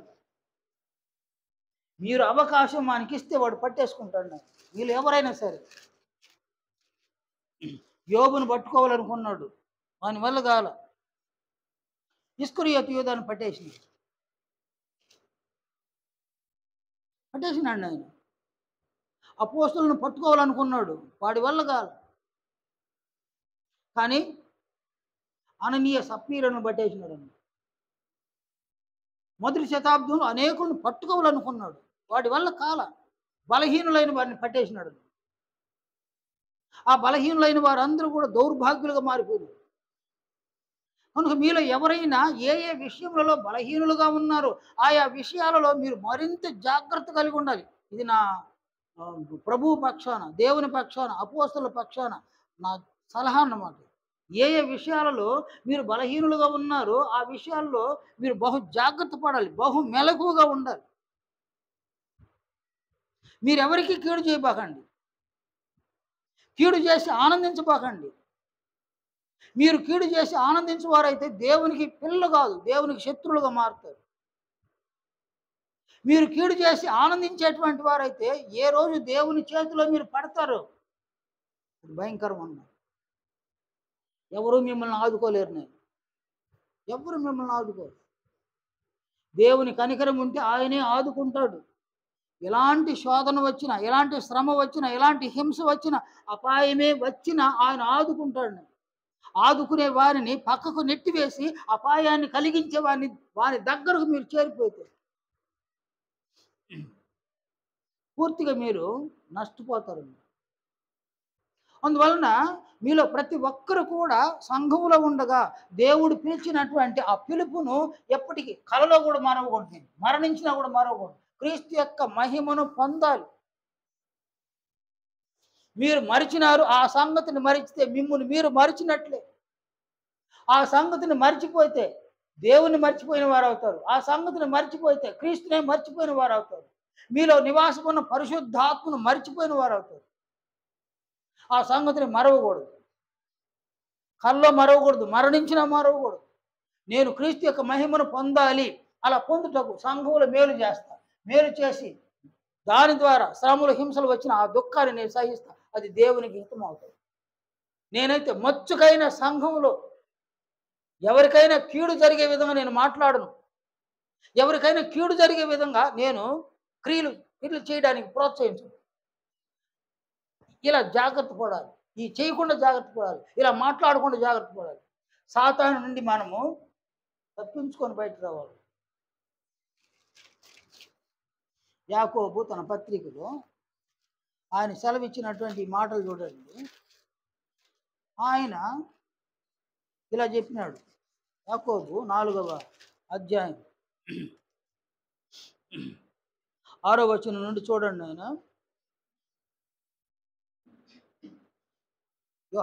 యోహాను పత్రిక 4వ అధ్యాయము 6వ వచనం నుండి ఆయన ఇలా అన్నాడు అన్నమాట. ఆయన ఎక్కువ కృపనిచ్చును, అందుచేత దేవుడు అహంకారులను ఎదిరించి దీనులకు కృప అనుగ్రహించును అని లేఖనము చెప్పుచున్నది. అంటే లేఖనం చెప్తున్నాడు.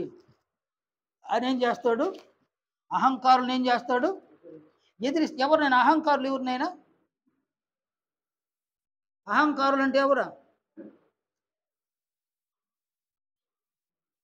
మనం సహజంగా ఈ అహంకారము, కొవ్వు పట్టింది, గర్వము, ఈ ఈ పదాలను అప్పుడప్పుడు ఉచ్చరిస్తుంటాము. కొవ్వు పట్టిపోయిందంటే దాని అర్థమైంది నాయన. కొవ్వు పట్టిన పనులు చేసినప్పుడు కొవ్వు పట్టాము.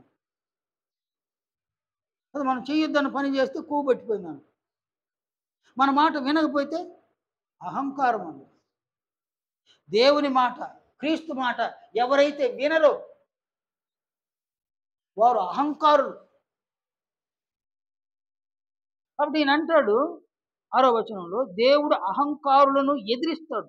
నీవైనా నేనైనా సంఘములో అహంకారులుగా ఉంటే ఆయన మనల్ని ఎదిరిస్తాడు అనమాట. ఆయన మనల్ని ఎదిరిస్తే అడ్డగించడానికి ఎవరుండారు? ఎవ్వరు లేరు. దీనులకు కృప అనుగ్రహించును. దీనులు అంటే ఎవరైనా? అహంకారులు అంటే ఎవరినైనా? సంఘములో ఉండి కూడా దేవుని మాటలను, క్రీస్తు మాటలు వినకుండా ఆయనకు విరుద్ధంగా, ప్రభు అయిన క్రీస్తు యేసునకు విరుద్ధంగా మాట్లాడడం, క్రియలు చేయడం, వాళ్ళు అహంకారులు. దీనులు అంటే ఎవరు?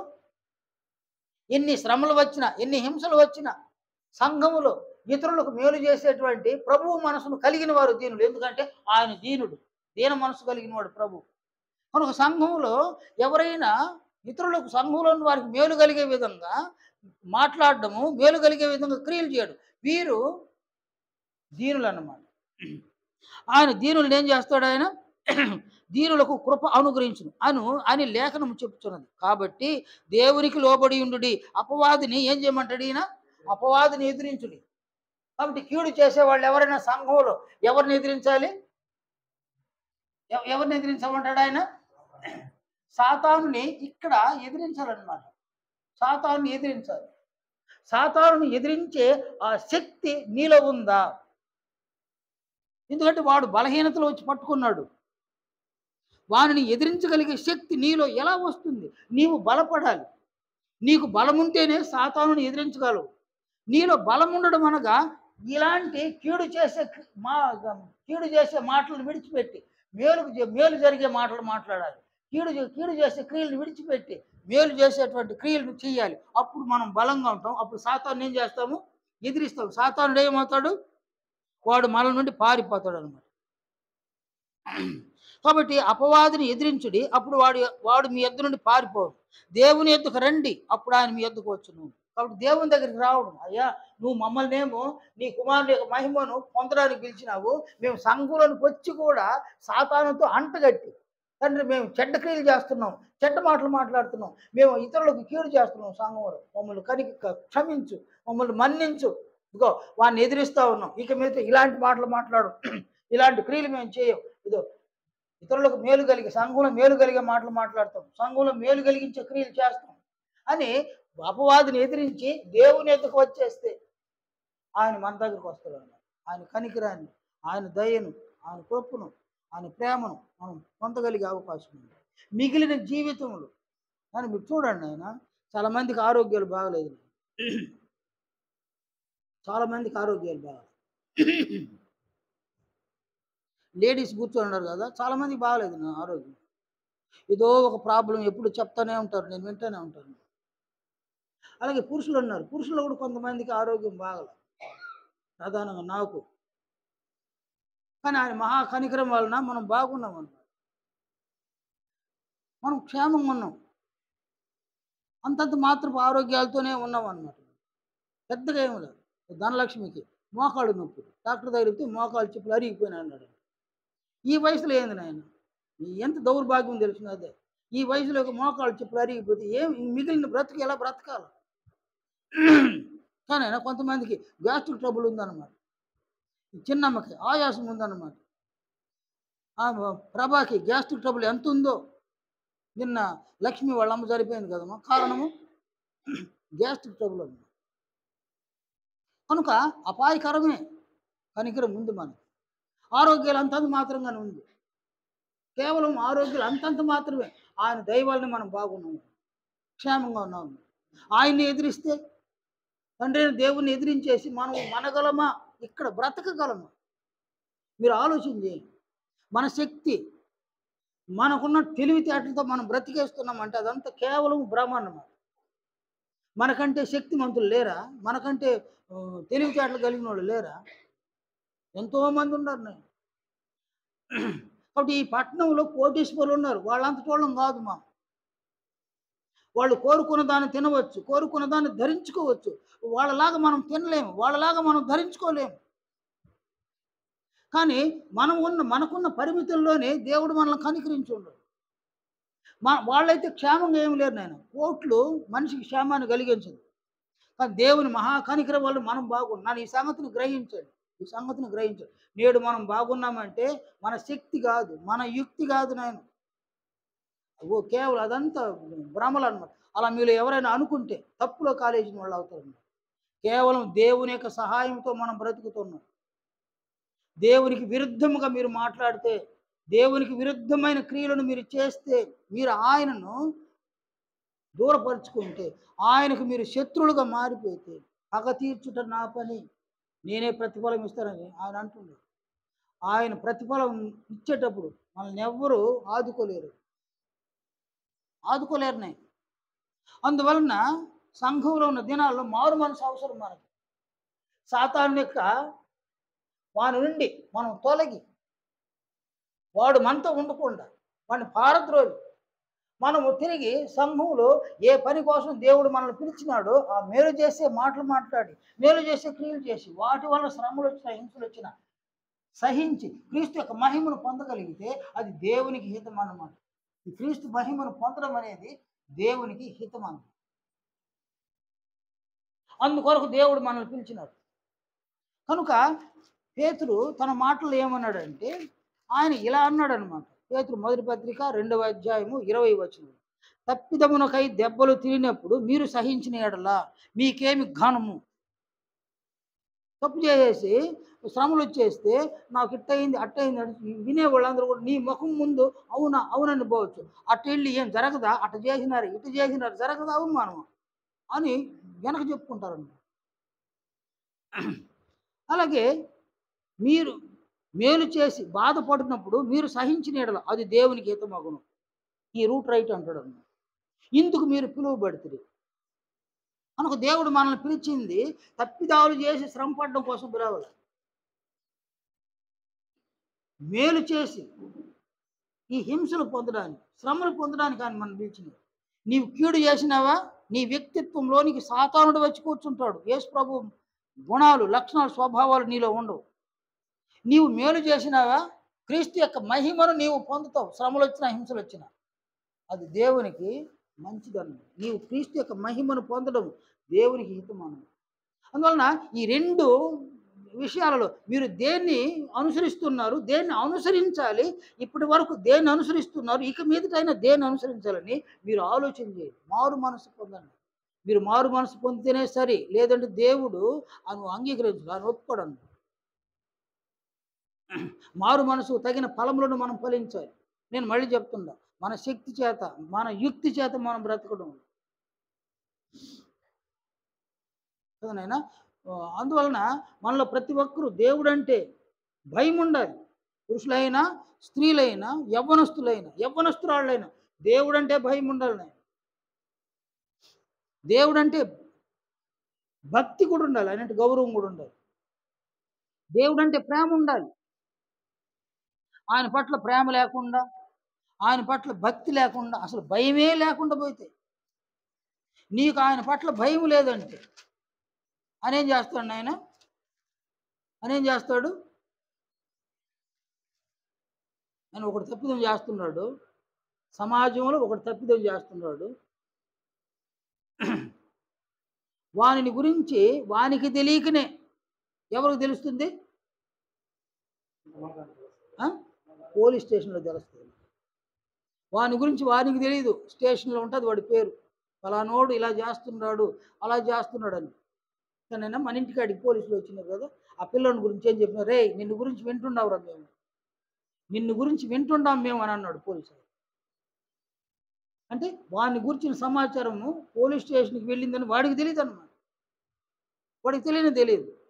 పోలీసు వాళ్ళు కంటిలో పడ్డప్పుడంతా ఎప్పుడు దొరుకుతాడు వీడని కాసుకుని ఉంటాడు. పోలీసు వాడు ఎట్నైనా నిన్ను ఇంటికాడికి వచ్చి లాక్కొని పోడనమాట. తగు సమయాన్ని చూస్తూ ఉంటాడన్నమాట. తగు సమయాన్ని చూస్తూ ఉండి ఎవరో నీ మీద ఒక కంప్లైంట్ పెట్టినారంటే అప్పుడేం చేస్తారు వాళ్ళు? ఆగా మేఘాల మీద వచ్చి పడిపోతారు. ఎందువలన? అదే ఫస్ట్ టైం అయితే ఏం చేస్తారు? చూద్దామని పోదామని అనుకుంటారు. అనేక రోజులుగా ఆ స్టేషన్లో వాడి పేరు మోగుతూ ఉంది. వీడిని ఎప్పుడు పట్టుకొని రావాలని కాసుకొని ఉంటారనమాట. ఎవరో ఒక రిపోర్ట్ పెట్టినారు, కేసు పెట్టినారన్నమాట. వాళ్ళు ఏం చేస్తారు నాయన? ఆ చిన్న కేసును ఆధారం చేసుకుని వాడు ఎక్కడున్నా సరే వాడిని ఎత్తుకొని వెళ్ళిపోతారు. నేను మా అబ్బాయి ఒక చిన్న విషయంలో పోలీస్ స్టేషన్ అడిగిపోయాను. మేము వెళ్ళినాము. లోపల పోలీస్ స్టేషన్లో ఒక ఇద్దరిని కొడుతున్నారు.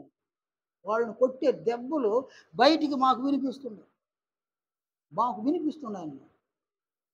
ఏం జరిగింది అని అటు విచారిస్తే వీళ్ళు తాగిన మత్తులో ఒక వ్యక్తిని కొట్టినారు. వాళ్ళకు మంచి గాయాలన్నమాట. వాళ్ళు వెళ్ళి స్టేషన్లో రిపోర్ట్ పెట్టినారు. మేము అక్కడికి వెళ్ళినాం. పోలీసు వాళ్ళు రిపోర్ట్ అయితే స్టేషన్కి వెళ్ళింది, ఇలాగ కొట్టినారు మమ్మల్ని అని రిపోర్ట్ అయితే స్టేషన్కి వెళ్ళింది. అది ఎప్పుడు జరిగిందంటే చీకట్లో జరిగింది, రాత్రిపూట జరిగింది. పోలీసు వాళ్ళు ఏం చేసిందంటే 2 వీలర్ తీసుకొని డైరెక్ట్గా ఒక ఇంటికాడికి వెళ్ళినారు. ఆ ఇంటికాడికి వెళ్తే వాడు నిద్రపోతున్నాడు. వాడు కొట్టినప్పుడు రక్తం చిందిందే, ఆ రక్తపు మరకలు కూడా షర్టు మీదనే ఉన్నాయి. అలాగనే వాడు అట్నే పడుకొని నిద్రపోతున్నాడు. ఎత్తుకెళ్ళినాను. వాడిని కొడుతున్నారు, చిన్న దెబ్బలు కాదు. ఒకటి విషయం ఏంటంటే పోలీసు వాళ్ళు వాడింటికాడికి ఎందుకు పోవాలా? వాడిని ఎందుకు పట్టుకొని వెళ్ళిపోవాలా? అనేక సార్లు వాడిని గురించి పోలీస్ స్టేషన్లో మోగుతా ఉంది వాడి పేరు. ఇలాంటి క్రియ చేసినాడంటే ఫలాని వాడే అని వాళ్ళకి తెలుసు అన్నమాట. అలా వచ్చి తీసుకెళ్ళిపోయినారు. వాడిని కొట్టే దెబ్బలకి వాడు ఒప్పుకున్నాడు, నేనే కొట్టినాను. కనుక పోలీస్ స్టేషన్లో మనకు తెలియకనే మన మీద మన పేరు అక్కడ మోగుతూ ఉంటే వాళ్ళు ఎదురు చూస్తూ ఉంటారు, ఎప్పుడు దొరకబోతాడని ఎదురు చూస్తుంటారు. అలాగే దేవుని యొక్క దృష్టిలో నీ పేరు కానీ ఇలా మోగుతూ ఉంటే, ఆయన దృష్టిలో ఇలాగానే పేరు మోగుతుంటే సమయం కోసం వెయిట్ చేస్తుంటాడు. మనమంత పుడింగిలం ఏం కాదు నా లోకంలో బతకడానికి. కనికరిస్తే బతుకుతూ ఉన్నాం. కాదు గీది నేను ఇట్నే ఉంటాను అనుకుంటే ఆయన చూస్తూ ఉన్నాడు. తగు సమయం కోసం వెయిట్ చేస్తూ ఉంటాడు. ఆయన చేతిలో నుంచి ఎవ్వరూ మనల్ని విడిపించలేదు. ఈ లేఖనం చూడండి, యోహాను సువార్త 14వ అధ్యాయం. ప్రభు అంటాడు 15వ వచనంలో, మీరు నన్ను ప్రేమించిన ఎడల నా ఆజ్ఞలను గైకొందురు. ప్రభువు బోధించిన ఈ సంగతులను ఎవరు గైకొంటారు అంటే ప్రభువును ప్రేమించే వాళ్ళు గైకొంటారు. అలాగని 21వ వచనంలో నా ఆజ్ఞలను అంగీకరించి వాటిని గైకొనువాడే నన్ను ప్రేమించువాడు. నన్ను ప్రేమించువాడు నా తండ్రి వలన ప్రేమింపబడును. నేనును వానిని ప్రేమించి వానికి నన్ను కనబరుచుకోను. అంటే మనం ప్రేమిస్తే, ప్రభువును ప్రేమిస్తే ప్రభువు మనల్ని ప్రేమిస్తాడు. దేవుడు కూడా మనల్ని ప్రేమిస్తాడు అన్నమాట.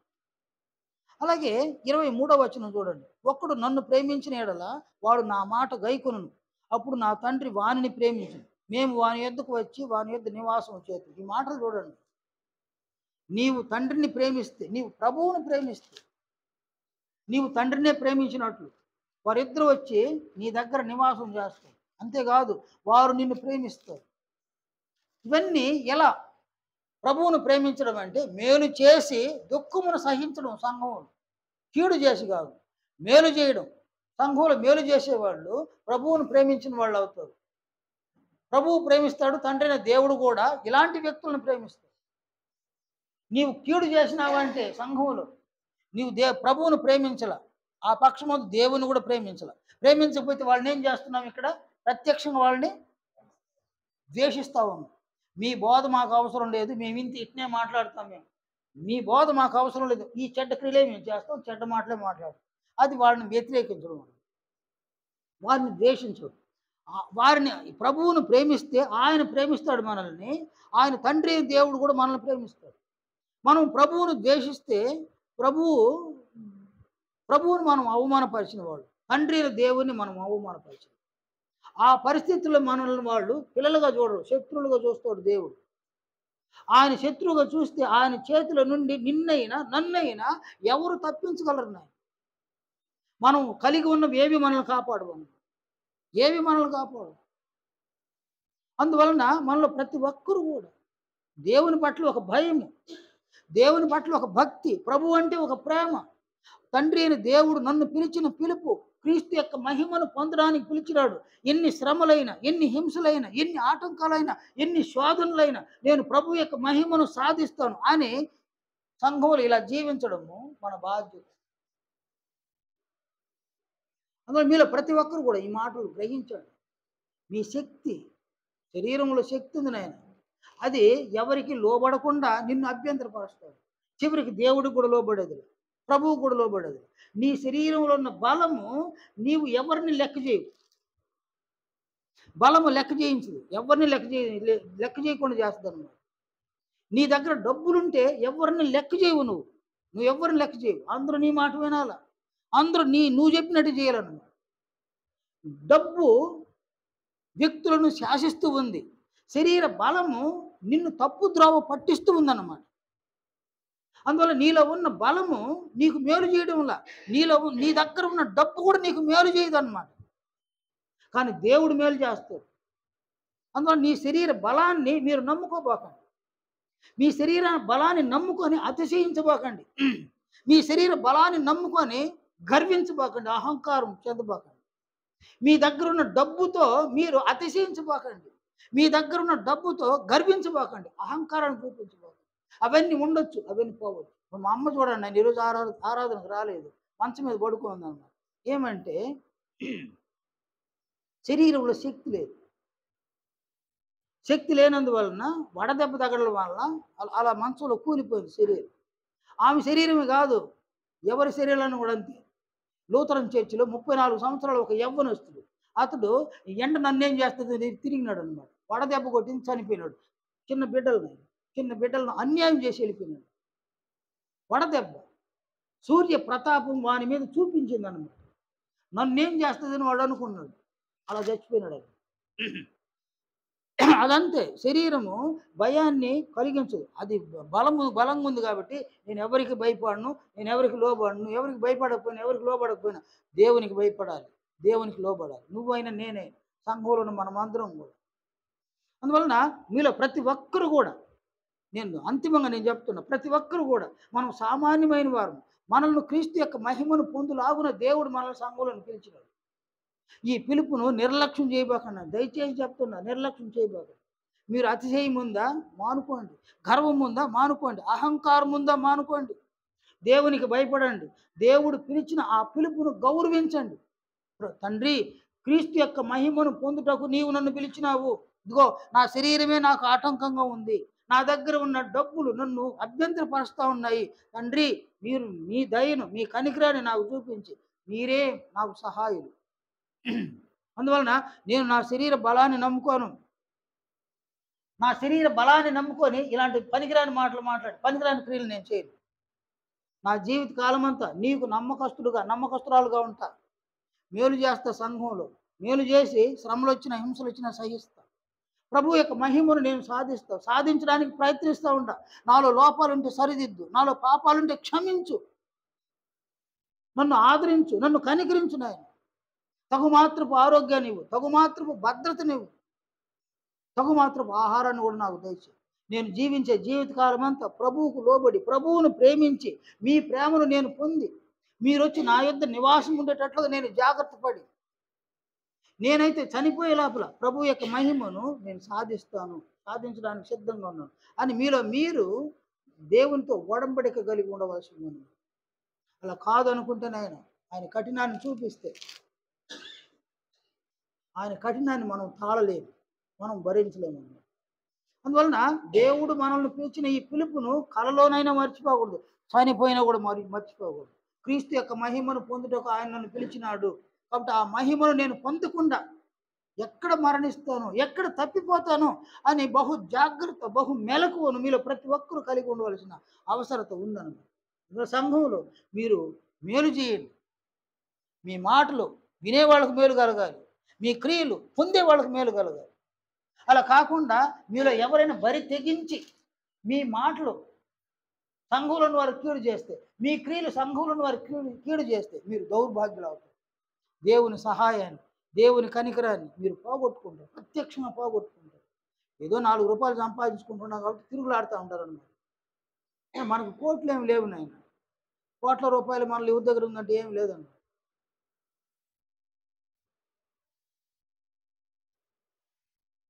ఏదైనా 10 లక్షల ఆపరేషన్ పరిస్థితి మనకు వచ్చింది అనుకో, డబ్బు ఏడ నుంచి వస్తుంది నాయన?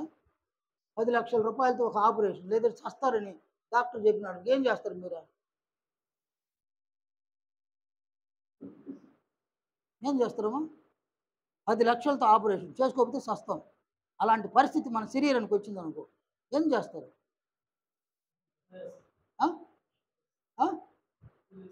అప్పు ఎవరు ఇస్తారని? 10 లక్షలు ఎవరు ఇస్తారు? మన మొఖాలకు ఎవరు ఇస్తారని? 10 లక్షలు ఎవరు ఇచ్చేస్తారు? అన్ఎక్స్పెక్టెడ్గా 10 లక్షలు ఎవరు ఇస్తారు? ఎవరి వలన ఎవరైనా పొందగలుగుతారు? ఎవరిని చేతులు లేకుండా 10 లక్షలు వెంటనే ఇప్పటికిప్పుడు అప్పు తెచ్చేవాళ్ళు ఎవరు చేతులు లేకుండా అయినా వారు ధన్యులని కూడా అనుకుందాం మనం. 10 లక్షలు ఎవరైనా మీరు తేగలరా?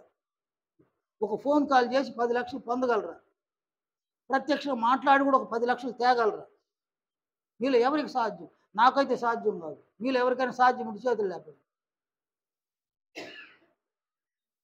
శరీరం యొక్క పరిస్థితి అది. నేను ఎంతమంది అనారోగ్యం సంభవించి ఆపరేషన్కి డబ్బులు లేకుండా అర్థించుకొని డబ్బులు సరిపడకపోవడం వలన, డాక్టర్లు కనికరించకపోవడం వలన అలా రాలిపోతున్నారు, చచ్చిపోతున్నారు. మనకైతే దేవుడు అది కాదు. నేను ఆయన దయను పొందగలిగితే, ఆయన కనికరాన్ని పొందగలిగితే, కొండ మన మీద వచ్చి పడ్డా మనకు అపాయం ఏం లేదు. దేవుడు ఒకటి వాగ్దానం చేసినాడు, పగటి ఎండ దెబ్బైన రాత్రి వెన్నెల దెబ్బైన మీకు తగలకుండా జాగ్రత్తగా చూసుకున్నాడు. మహాప్రేమ కలిగిన వాడు మన మీద. అలాంటి ప్రేమను మనం ద్వేషించేసి ఆయనకే శత్రువులుగా మారిపోతే, ఆయన మనల్ని పట్టించుకోకుండా ముఖాన్ని చాటేస్తే, నిన్ను పట్టించుకునేవాళ్ళు లేకపోతే నీ జీవితం ఏం లేదు. అందువలన మీలో ప్రతి ఒక్కరూ దేవుడు అంటే భయం కలిగి ఉండండి. ఆయన అంటే ఒక గౌరవం, భక్తి కలిగి ఉండండి. ఆయన్ని ప్రేమించండి, ఆయన కుమారుడైన క్రీస్తుని ప్రేమించండి. అప్పుడు ఇలా జీవిస్తారు. ఆయన మీద ప్రేమ లేకుండా మీ మీదే ప్రేమ ఉంటే, మనుషుల మీద ప్రేమ తీసేస్తారనమాట. పనికిరాని మాటలు మాట్లాడి, చెడ్డ మాటలు మాట్లాడి, చెడ్డ క్రియలు చేసి, మనం చెడిపోయి ఇతరులు చెడిపేసి, సంఘంలోని బిడ్డలను చెడిపేసి, మనం దేవుని యొక్క దృష్టిలో నేరస్తులుగా మారిపోయి, దేవునికి శత్రువులుగా మారిపోయి, మేలు పొందవలసినటువంటి మనం ఆయన ద్వారానే కీడు పొందేసి, జీవితాన్ని అర్ధాంతరంగా ముగించేసి అలా వెళ్ళిపోవడం. అందువలన ఈ సంగతిని కల్లో కూడా మరణించిన కూడా మరవకూడదు. ప్రభువు యొక్క మహిమను పొందడానికి నా తండ్రి అయిన దేవుడు నన్ను సంఘంలోని పిలిచి ఉన్నాడు కనుక నేను ప్రభు యొక్క మహిమను పొందులాగున సంఘంలో ఎప్పటికీ కూడా ఇతరులకు కీడు కలిగే, ఇతరులను నాశనం చేసే మాటలు మాట్లాడను, ఇతరులకు కీడు కలిగే, ఇతరుల యొక్క వ్యక్తిత్వం పాడైపోయేటువంటి క్రియలను ప్రత్యక్షంగా పరోక్షంగా కూడా నేను చేసి ప్రోత్సహించు. నా జీవితకాలం అంతా ప్రభువును ప్రేమించి ప్రభువు ద్వారా ప్రభువు కోసం అనేక మంచి మాటలు మాట్లాడి అనేక మంచి క్రియలు సంఘంలో చేసి వాటి వలన సంఘంలో నాకు శ్రమలు హింసలు వచ్చినా వాటన్నిటిని నేను సహిస్తా, దుఃఖం వచ్చినప్పుడు సహిస్తా. అందులో నుంచి క్రీస్తు యొక్క మహిమను నేను పొందుతా. నేను క్రీస్తు మహిమను పొందడం అనేది దేవునికి హితమానం, ఆయనకు మంచిది. అలాగున మీలో ప్రతి ఒక్కరూ కూడా సంసిద్ధులై దేవుని మహాదైని దేవుని మహాకనికరాన్ని మీరు పొందుతారు. 70-80 సంవత్సరాలు మీరు బతుకుతారు. నేను గ్యారంటీగా చెప్తున్నాను, 70-80 సంవత్సరాలు రీచ్ అవుతారు. దేవుని మహాకనికరం వలన క్రీస్తు యొక్క మహిమను ఒక 40%, ఒక 50% సాధిస్తే తన రాజ్యానికి తన మహిమకు పిలుచుతున్న దేవుని యొక్క పిలుపునకు మనం విధేయులం అవుతాం. ఈ శరీరాలు విడుస్తాము, ప్రభువు వస్తే తీర్పును ఎదుర్కొంటాము. తీర్పు మనకు అనుకూలం అవుతుంది. తీర్పును దాటి ప్రభువుతో పాటు తండ్రి వద్దకు మనం వెళ్ళే అవకాశం మనం పొందగలము. లేదంటే శరీరంలో ఉన్నప్పుడే నిర్లక్ష్యం చేస్తే నీ శరీరమే నిన్ను నిర్లక్ష్యం చేయమంటది. శరీరానికి ఉన్న ఆశలు, కోరికలు, ఇచ్చలు నిన్ను నిర్లక్ష్యం చేయమంటది. దేవుని నిర్లక్ష్యం చేయడం, ప్రభు అయిన క్రీస్తు యేసుని నిర్లక్ష్యం చేయడం, వారిని ద్వేషించడం, మాటల ద్వారా క్రియల ద్వారా ద్వేషించడం, వారికి శత్రువులుగా మారిపోవడం. పగ తీర్చుట నా పని, నేనే ప్రతిఫలం ఇస్తానని ఆయన అనడం. అది అవసరం. మన సంఘంలోకి వచ్చి పగ తీర్చుకునే పని మనం ఆయనకి ఇచ్చేస్తే అది అవసరం మనకు. మనం ఆయనకి శత్రువులుగా మారిపోవడం అవసరమా? దేవుని పిల్లలుగా ఉన్నటువంటి మనము దేవునికి శత్రువులుగా మారడం అనేది అవసరమా మనకు? ఇదంతా కూడా మనమే మంచివాళ్ళము. సాతానుడు మన బలహీనతలు చూసి మనల్లో ప్రవేశిస్తాడు, మనల్ని దేవునికి శత్రువులుగా మారుస్తాడు. మీలో ఎవరైనా మీ బలహీనతలు గుర్తించండి, బలహీనతల నుంచి బయటపడడానికి ప్రయాసపడండి. దేవునికి శత్రువులుగా మారకుండా ఉండండి, దేవుని పిల్లలుగానే ఉండండి. దేవుని కుమారుడి యొక్క మహిమ పొందడానికి సంసిద్ధులుగా సంఘములు ఆయన ఏర్పరిచినటువంటి ఏర్పాట్లు కొనసాగండి. మీరందరూ కూడా క్రీస్తు యొక్క మహిమను పొందడం ధన్యం. అప్పుడు మీరు నా పిల్లలైతే, మీరు నా పిల్లలు కాబట్టి క్రీస్తు యొక్క మహిమను మీరు పొందగా నాకంటే ఆనందించేవాళ్ళు మరొకరు లేరు. అందువలన నాకు బహు దుఃఖము, నా హృదయంలో మానని వ్యాధి ఉంది, మీరు ఎంతమంది తప్పిపోతారేమో అన్నటువంటి ఒక భయము, ఒక ఆందోళన నాకుందన్నమాట. ఈ లేఖనాన్ని చూడండి, చివరగా ఈ లేఖనాన్ని మనం చూద్దాం. ఈ లేఖనంలో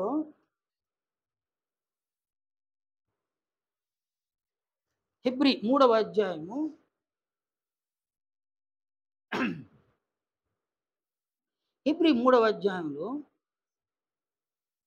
12వ వచనం చూడండి.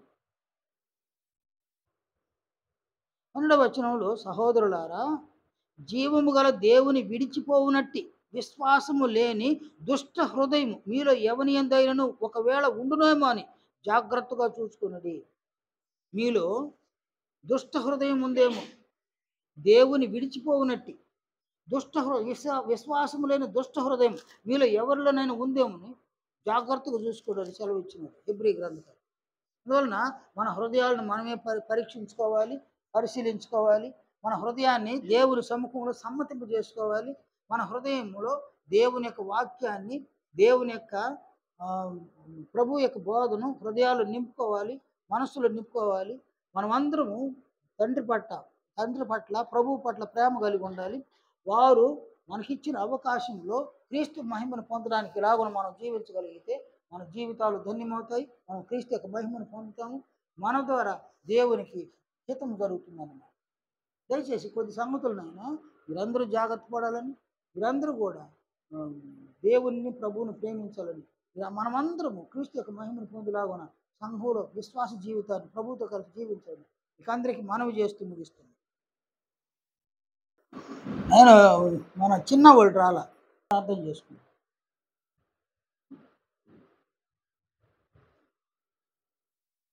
మహా కనికరం కలిగిన మా తండ్రి, దయగలిగిన మా నాయన, మేము అన్యజనులమైనప్పటికీ మీ చిత్తంలో, మీ సంకల్పంలో మమ్మల్ని గుర్తించి మీ కుమారుడైన మా ప్రభువు క్రీస్తు యేసుతో సహవాసాన్ని మాకు సంఘంలో కలిగించి మేము అనర్హులమైన మీ కుమారుని యొక్క మహిమను పొందుటకు సంఘములు మమ్మల్ని మీరు అంగీకరించినందుకు కొరకు తండ్రి మేమందరము మీకు స్తుతులు స్తోత్రములు కృతజ్ఞతలు చెల్లిస్తున్నాం. ఆయన ప్రభువు యొక్క మహిమను పొందడము మీరు మా ముందు వచ్చినటువంటి గొప్ప బాధ్యతను మేమందరూ నెరవేర్చులాగున మరింతగా ప్రభువుకు ఉన్న జ్ఞానాన్ని, ప్రభువు యొక్క మనస్సును, ప్రభువులో ఉన్న విశ్వాసాన్ని, బుద్ధిని, తెలివిని మాకందరికీ దయచేయమని ప్రార్థిస్తున్నాము. మా తండ్రి, మేము మీ పిల్లలుగా మీరు అంగీకరించి ఉన్నాం.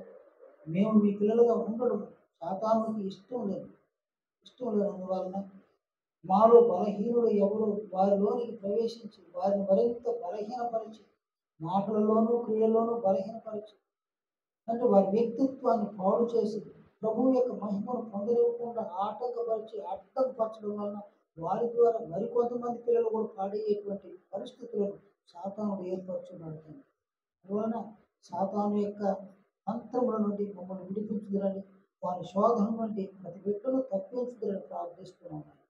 అంటే సంఘంలో మీరు చేసినటువంటి ఏర్పాటులో మేమందరం కలిసి మేలు చేసే విధంగా, మా మాటల ద్వారా మేలు చేసి, మా క్రియల ద్వారా మేలు చేసే విధంగా, అందువలన ఏర్పడే శ్రమలు, హింసలను మేము పొంది మేము సహించడం వలన ప్రభువులో ఉన్న ఓర్పును, సహనమును, దీర్ఘశాంతము మేము పొందడం వలన ప్రభువు యొక్క మహిమలోనికి రూపాంతరం చెందడం వలన మా విషయంలోని మీ చిత్తాన్ని, మీ సంకల్పాన్ని మేము నెరవేర్చి ధన్యులు అవడానికి మరింత కనికరాన్ని చూపించడానికి ప్రార్థిస్తున్నాం. అంటే మేము మీతోనే ఉండే విధముగా మిమ్మల్ని ప్రేమించి, అంటే మిమ్మల్ని గౌరవించి, మీ కుమారుడైన మా ప్రభువుని క్రీస్తు యొక్క అధికారం కింద మా శరీరములను ఉంచి, మా శరీరంలో ఉన్న ప్రతి అవయవంతో మీ కుమారుడు బోధించిన సంగతులను అనుసరించి క్రియలుగా చేసి, మీ కుమారులో ఉన్న మహిమను మా ఆత్మకు పొందినట్లుగా చేసిన ఏర్పాట్లు మరింత మేము జాగ్రత్త పడడానికి, మెలకువగా ఉండడానికి మమ్మల్ని కనిపించమని ప్రార్థిస్తున్నాం. ప్రార్థన మన్నించి మనం వేడుకుంటున్నాం.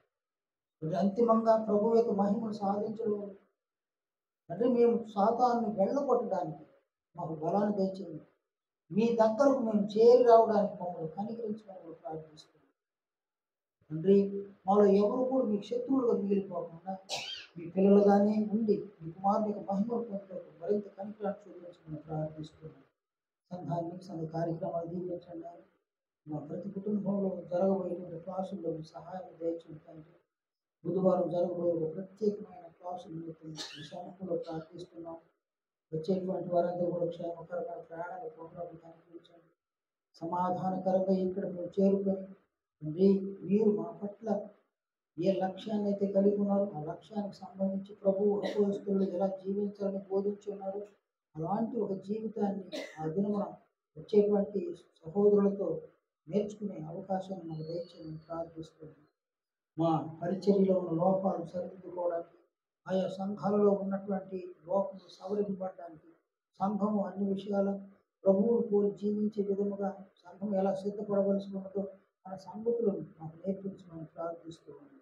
ఈ కార్యక్రమాన్ని, గొప్ప కార్యక్రమాన్ని నిర్వహించడానికి సంఘం ముందుకు వస్తూ ఉండగా తండ్రి సంఘాన్ని మరింత కనిపించి, సంఘంలో ఉన్న ప్రతి కుటుంబాన్ని మరింత దీవించమని వేడుకుంటున్నాం. మా లోపాలను సవరించుకుంటూ, మా పాపములను మీ సముఖంలో ఒప్పుకుంటూ, పాపక్షమాపణ పొందుతూ, ప్రభు అయిన క్రీస్తు యేసు పరిచర్యను మేమందరం కలిసి చేయడం వలన మాలో ప్రతి ఒక్కరూ కూడా క్రీస్తు మహిమ పొందులాగా మరింత కనికరాన్ని కృపను మాకు చూపించండి. సంఘ కార్యక్రమాలు దీవించండి. ప్రతి కుటుంబాన్ని కనికరించండి.